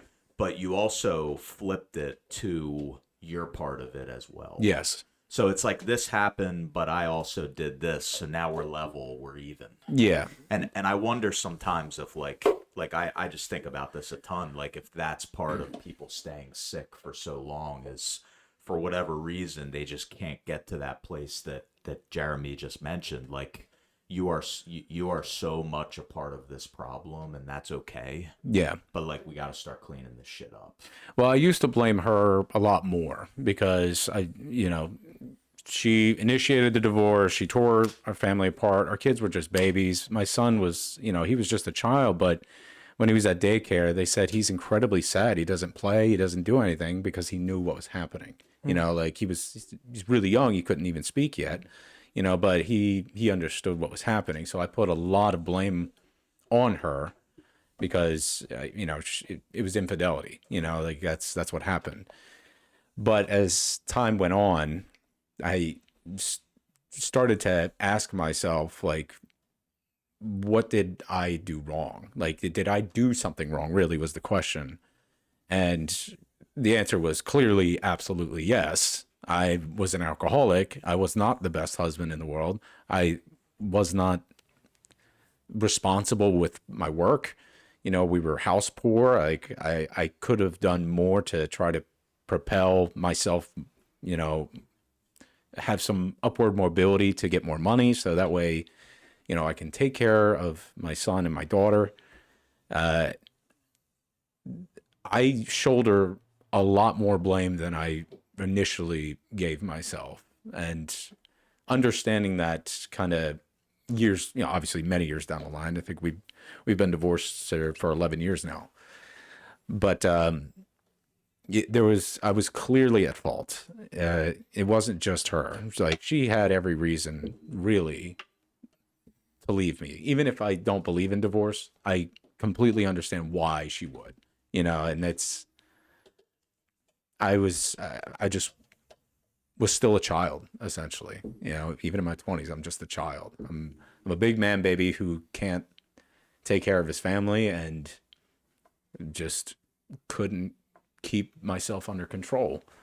And it was, it humbled me a bit to, I couldn't. She has a ton of faults. Don't get me wrong, but that wasn't just the deciding factor there. I was clearly at fault, and I wanted to accept that responsibility because my kids, I want them to have a prime example of what a good, honest man looks like. I wanted to be more like my father. My father is my hero. I know that's kind of cliche to say, but my dad is my hero. It's not for a lot of people, man. My dad a lot of people, is. It's not that way. Yeah, no, he was in the Navy. He was a police officer.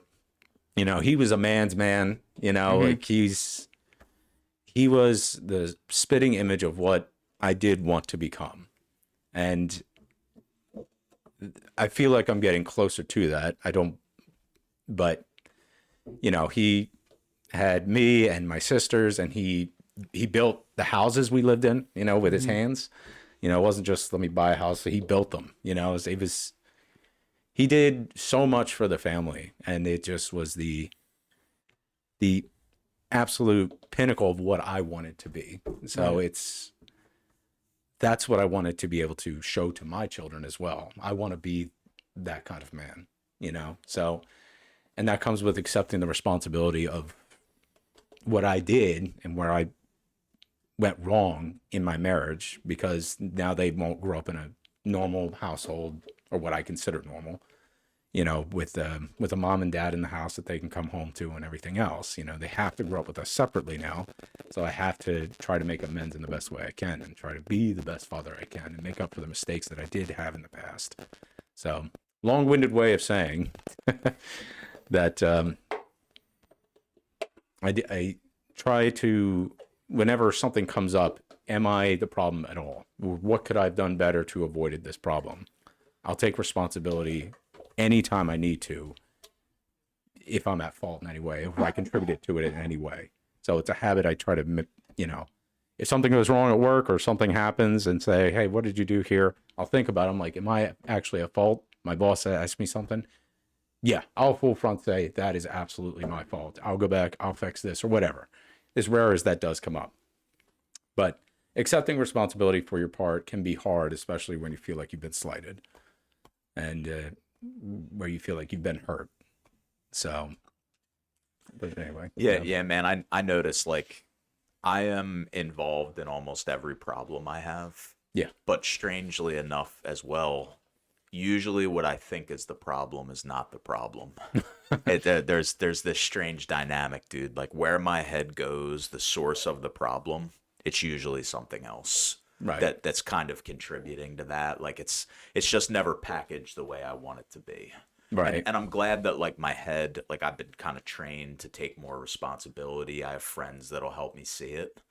But it's like beautiful and frustrating and almost funny at the same time. It's like, always flip the mirror around and also look over there because you're not looking in the right place. That's just how it works for me. Like, I can't speak for other people, but yeah, no, I understand that. I'm sure that, like, I don't know, like Madeline being a therapist, I would imagine a day in the life for her if you were to ask her this question, like, hey, what percentage of the time is your client's real problem what they think it is?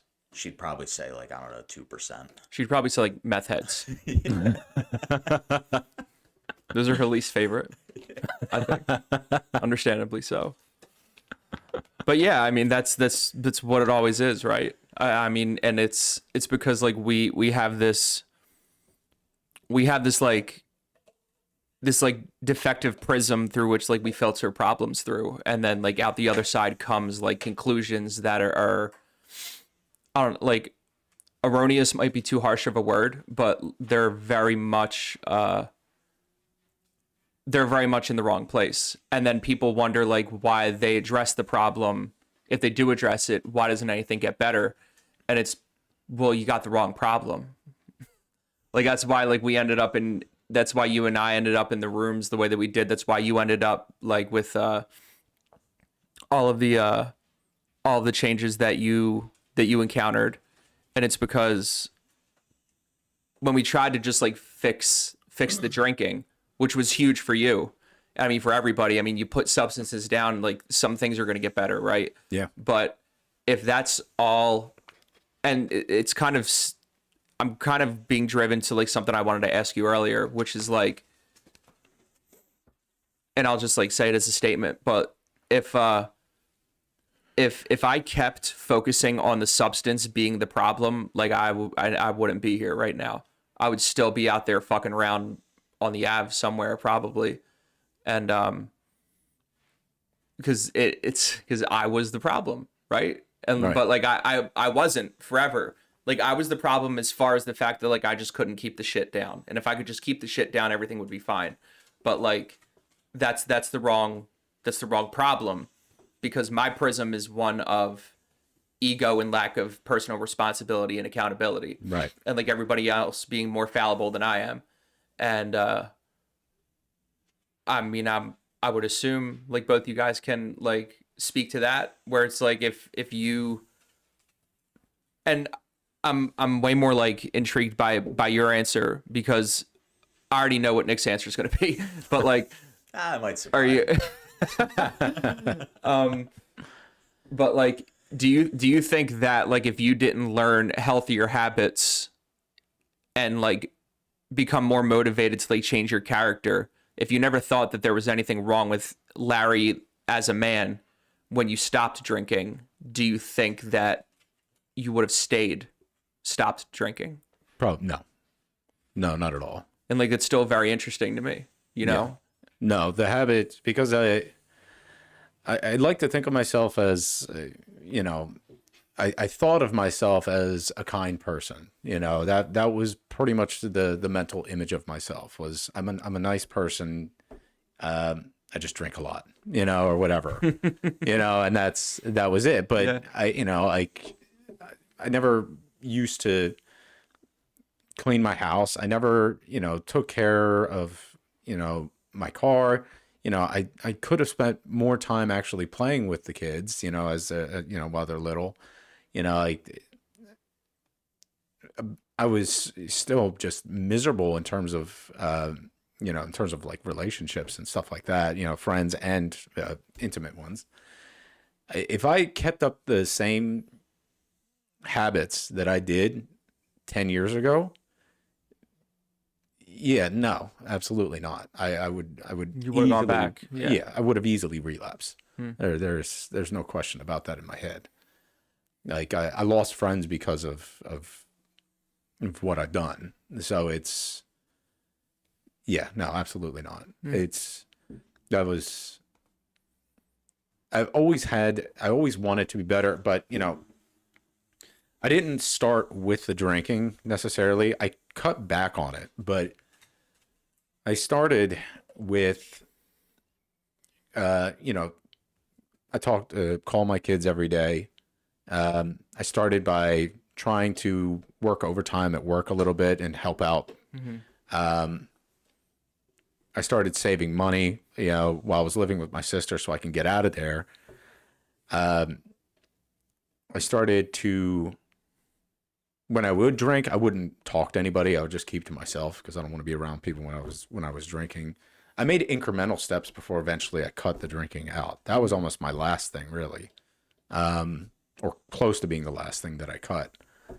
But yeah, I wanted that drive to be better. There was an initial motivation after my divorce went through and I was living with my sister that, you know, because I heard my ex would talk the biggest load of shit about me, you know what I mean? And it was just like, I'm a terrible person. I'm a terrible father. I'm the devil, essentially. So I wanted to prove her wrong. And I'm in a sense where I'm like, I'm not like that. I thought of myself differently than that. I'm like, I'm not evil.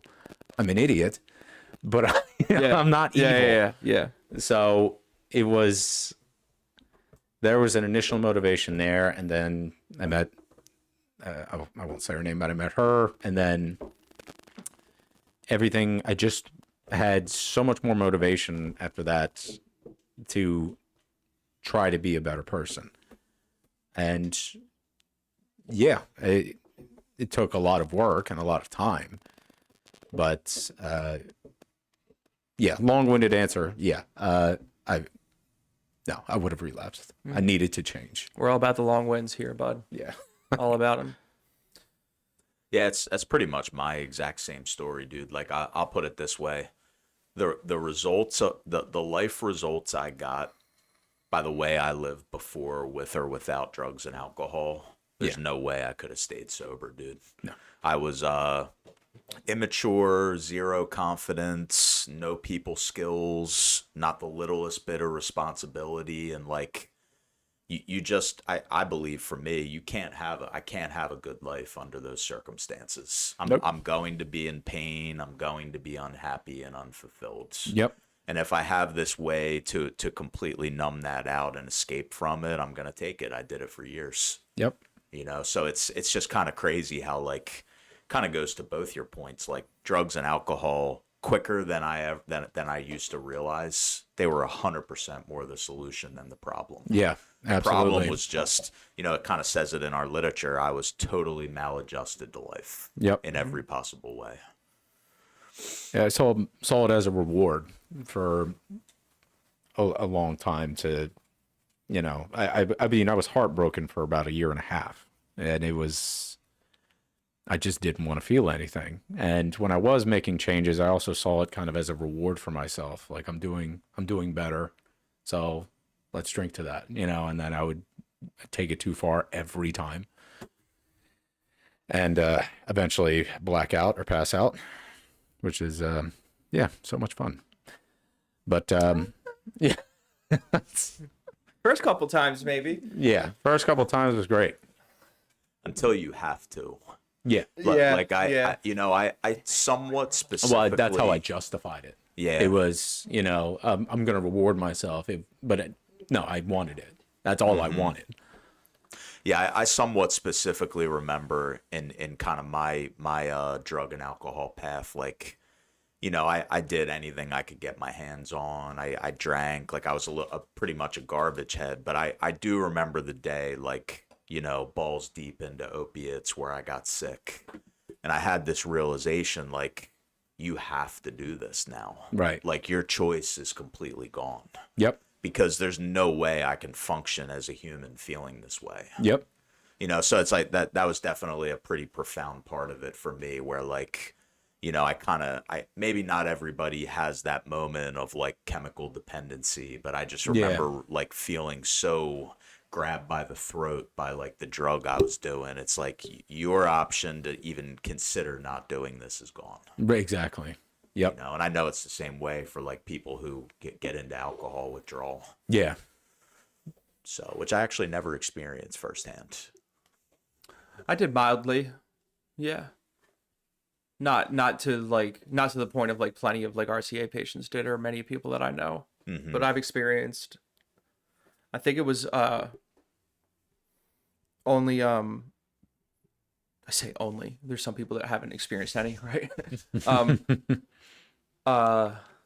Like mild alcohol withdrawal and definite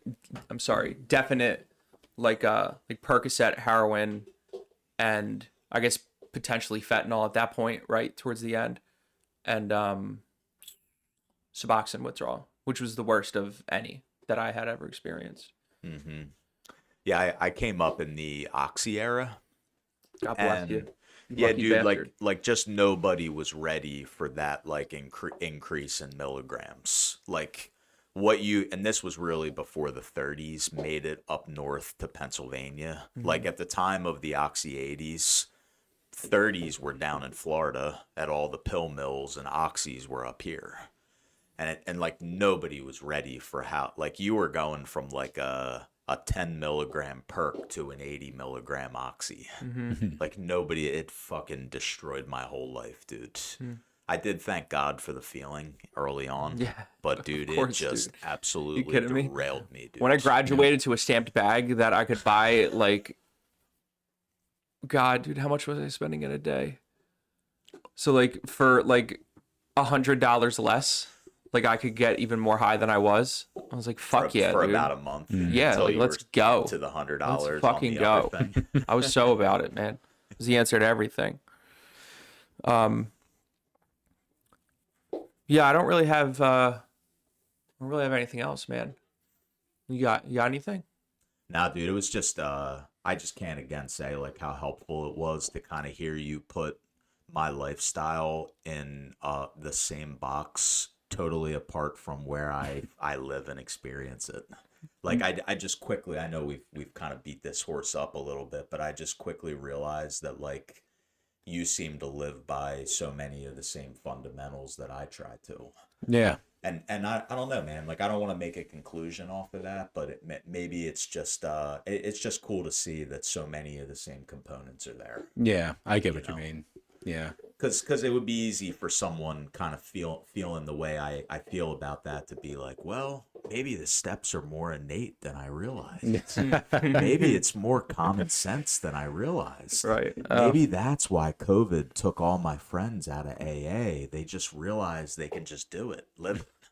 But I'm not gonna jump to those conclusions, man. It was just awesome. No, I think I just, like you said earlier, I don't believe in coincidences. So a lot of things kind of came at the time where I suppose I needed them, and a lot of different motivations came at the time I needed them. So it was maybe it is more innate, but I would see people that I respected and see what they would do and think about myself. And obviously I wanted to, there was somebody, I can't remember who it was, but to just end this off, they asked them themselves, you know, and I think it is actually Dr. Peterson, but I believe he said, you know, what, I can't quote him, so it's going to be, you know, just The guy speaks with like 75 commas in every sentence. yeah, Like, yeah. how can you quote him? Basically, you know, what are you doing today? What are you doing, or what are you not doing that you know you could do better? Basically on a daily basis, and Yeah, I think he says like, "What are you not doing that you know you should?" be doing. Yeah. That's it. Yeah, Yeah. exactly. And then ever since then, I started kind of asking myself that question on a regular basis, and that's kind of how I got to where I am now, by just talking to myself and asking myself those questions.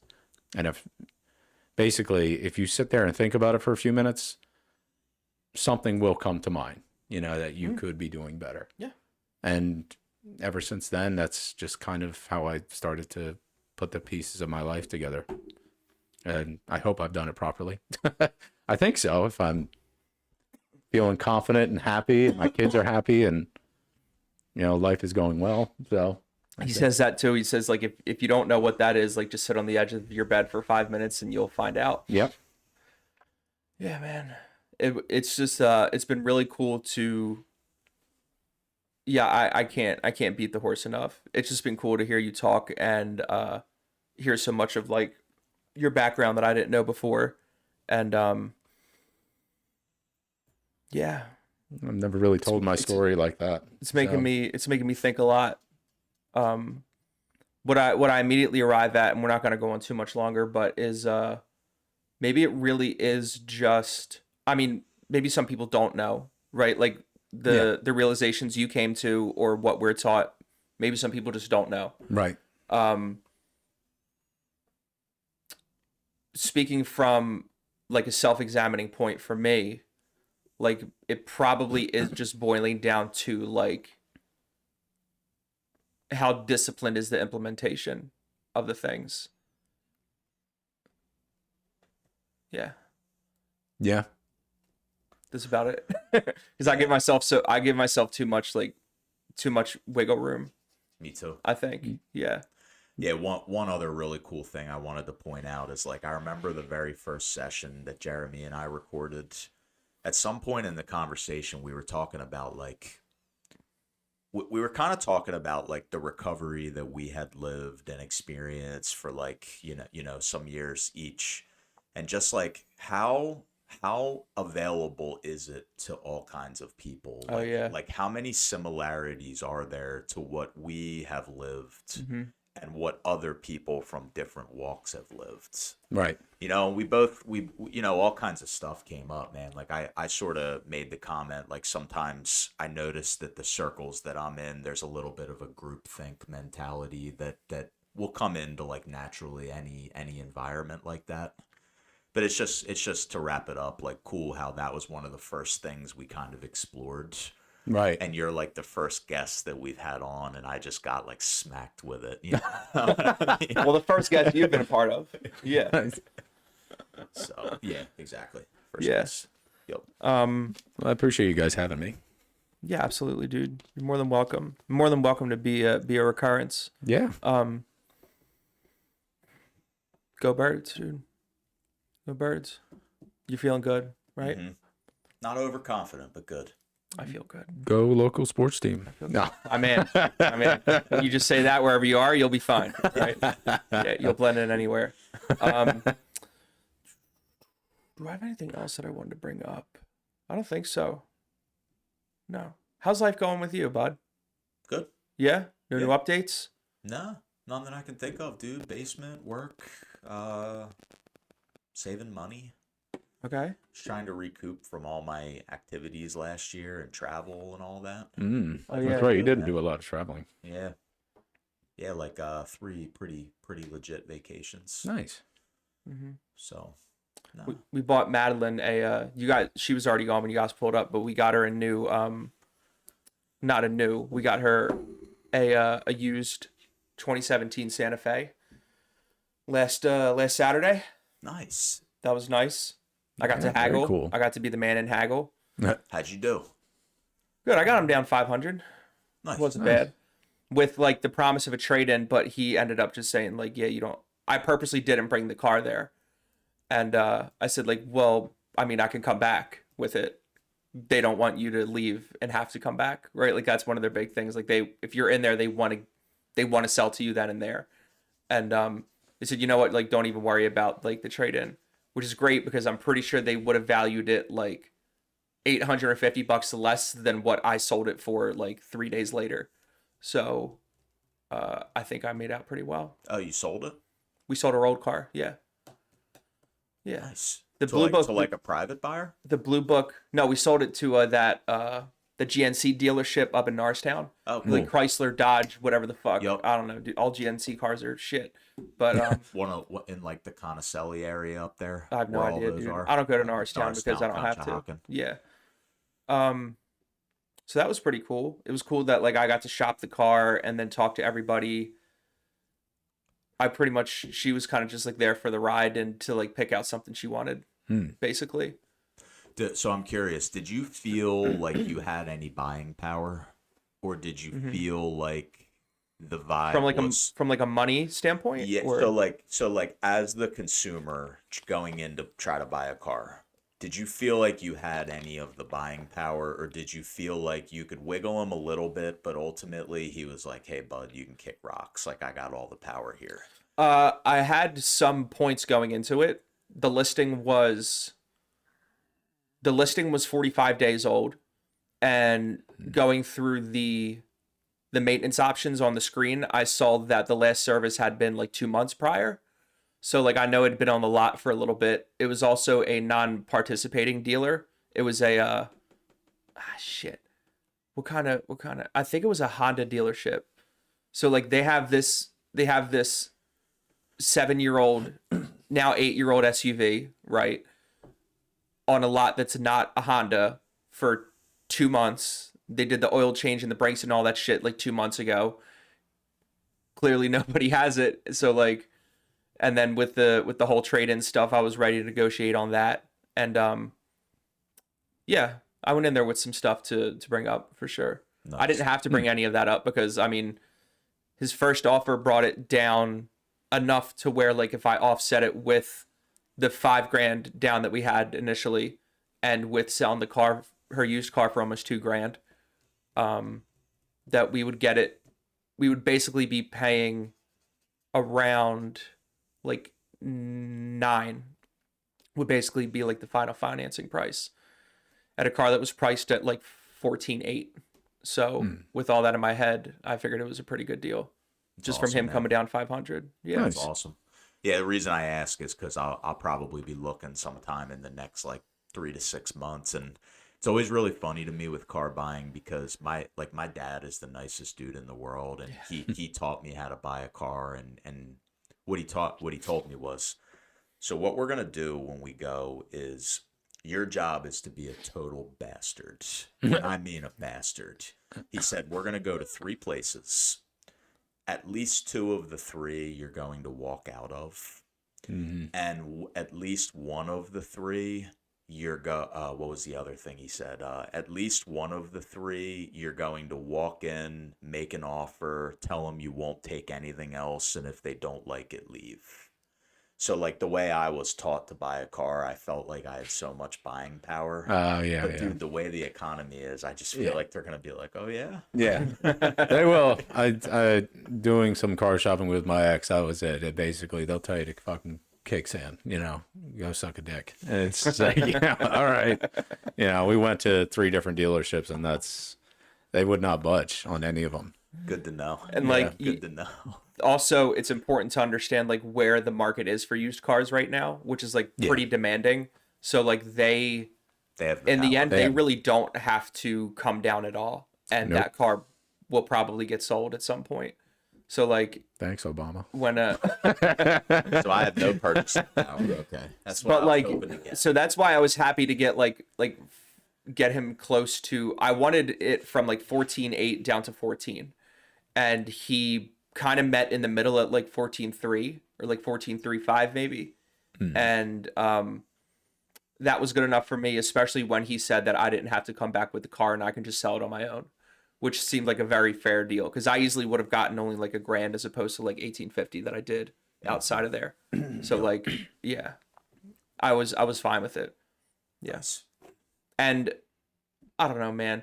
I feel like some level of like, because I feel like a lot of people go in with that kind of mentality. Yeah. Like It's just old school. you're just Yeah, gearing up exactly. for war. You know what I mean?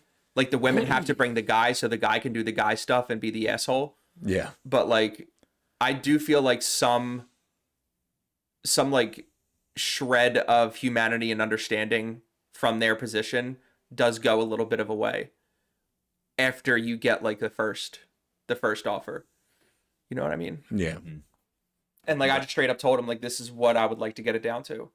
And like I have this trade in and like I put all my cards forward, and then he came back with that, and I just said, I sat there and thought about it. I said, this could probably work.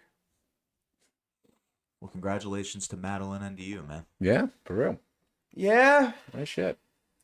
We need it for potential Rugrats. Ooh. The SUV, you know what I mean? No. I'll have one in that driveway soon enough. My dad's old Sorrento that he's about to be done paying off. Good for you, man. Hopefully. Yeah. What's your life looking like these days? How's work? You're in the cable business. Yes, cable, fiber optics. Looking to actually be one of the linemen here in the next 6-7 months. So, yeah, life's looking good. Big money. Yeah, well, I make big money either way. Oh, my Yeah. bad, dude. This guy. No, it's really good. I'm so blessed. I really am. That's sick, It's yeah, but no, it's it's issues like anywhere else, but I'm happy. Cool. My work is good. I make good money. I can afford my lifestyle, and I can get my kids nice things, and I can have nice things if I want them. I have no complaints. Everything's great. The only thing missing, if anything, is just a wife. Wifey. That'll come. That'll come. Yeah, I'd like to have more children, but I think time is starting to run out. I could have kids in my 60s, but I don't want that. We'll see, man. We'll see. Usually all that stuff is talked about in the beginning. I chose the end for whatever reason. But Got anything, Ollie? nah, Ollie doesn't give a shit. He probably just He's got a lot he's to just say. bored. He's just bored. Yeah. He wants to be a part of. Aw. We will do more stuff soon. We've been slacking on the schedule, you and I. Rack and discipline heavy. Discipline. Yeah. And all right, so with that we will wrap it up. Thanks again, Bud, for coming out. Yeah, thanks for having me, guys. Seriously. Good times. Good times. And with that, our sign off is God bless you. We love you, and we hope you heard something that helps you. Nothing, dude? Are you kidding me? God bless Dead you. air. I was trying to think. Yeah, no, you said it perfect.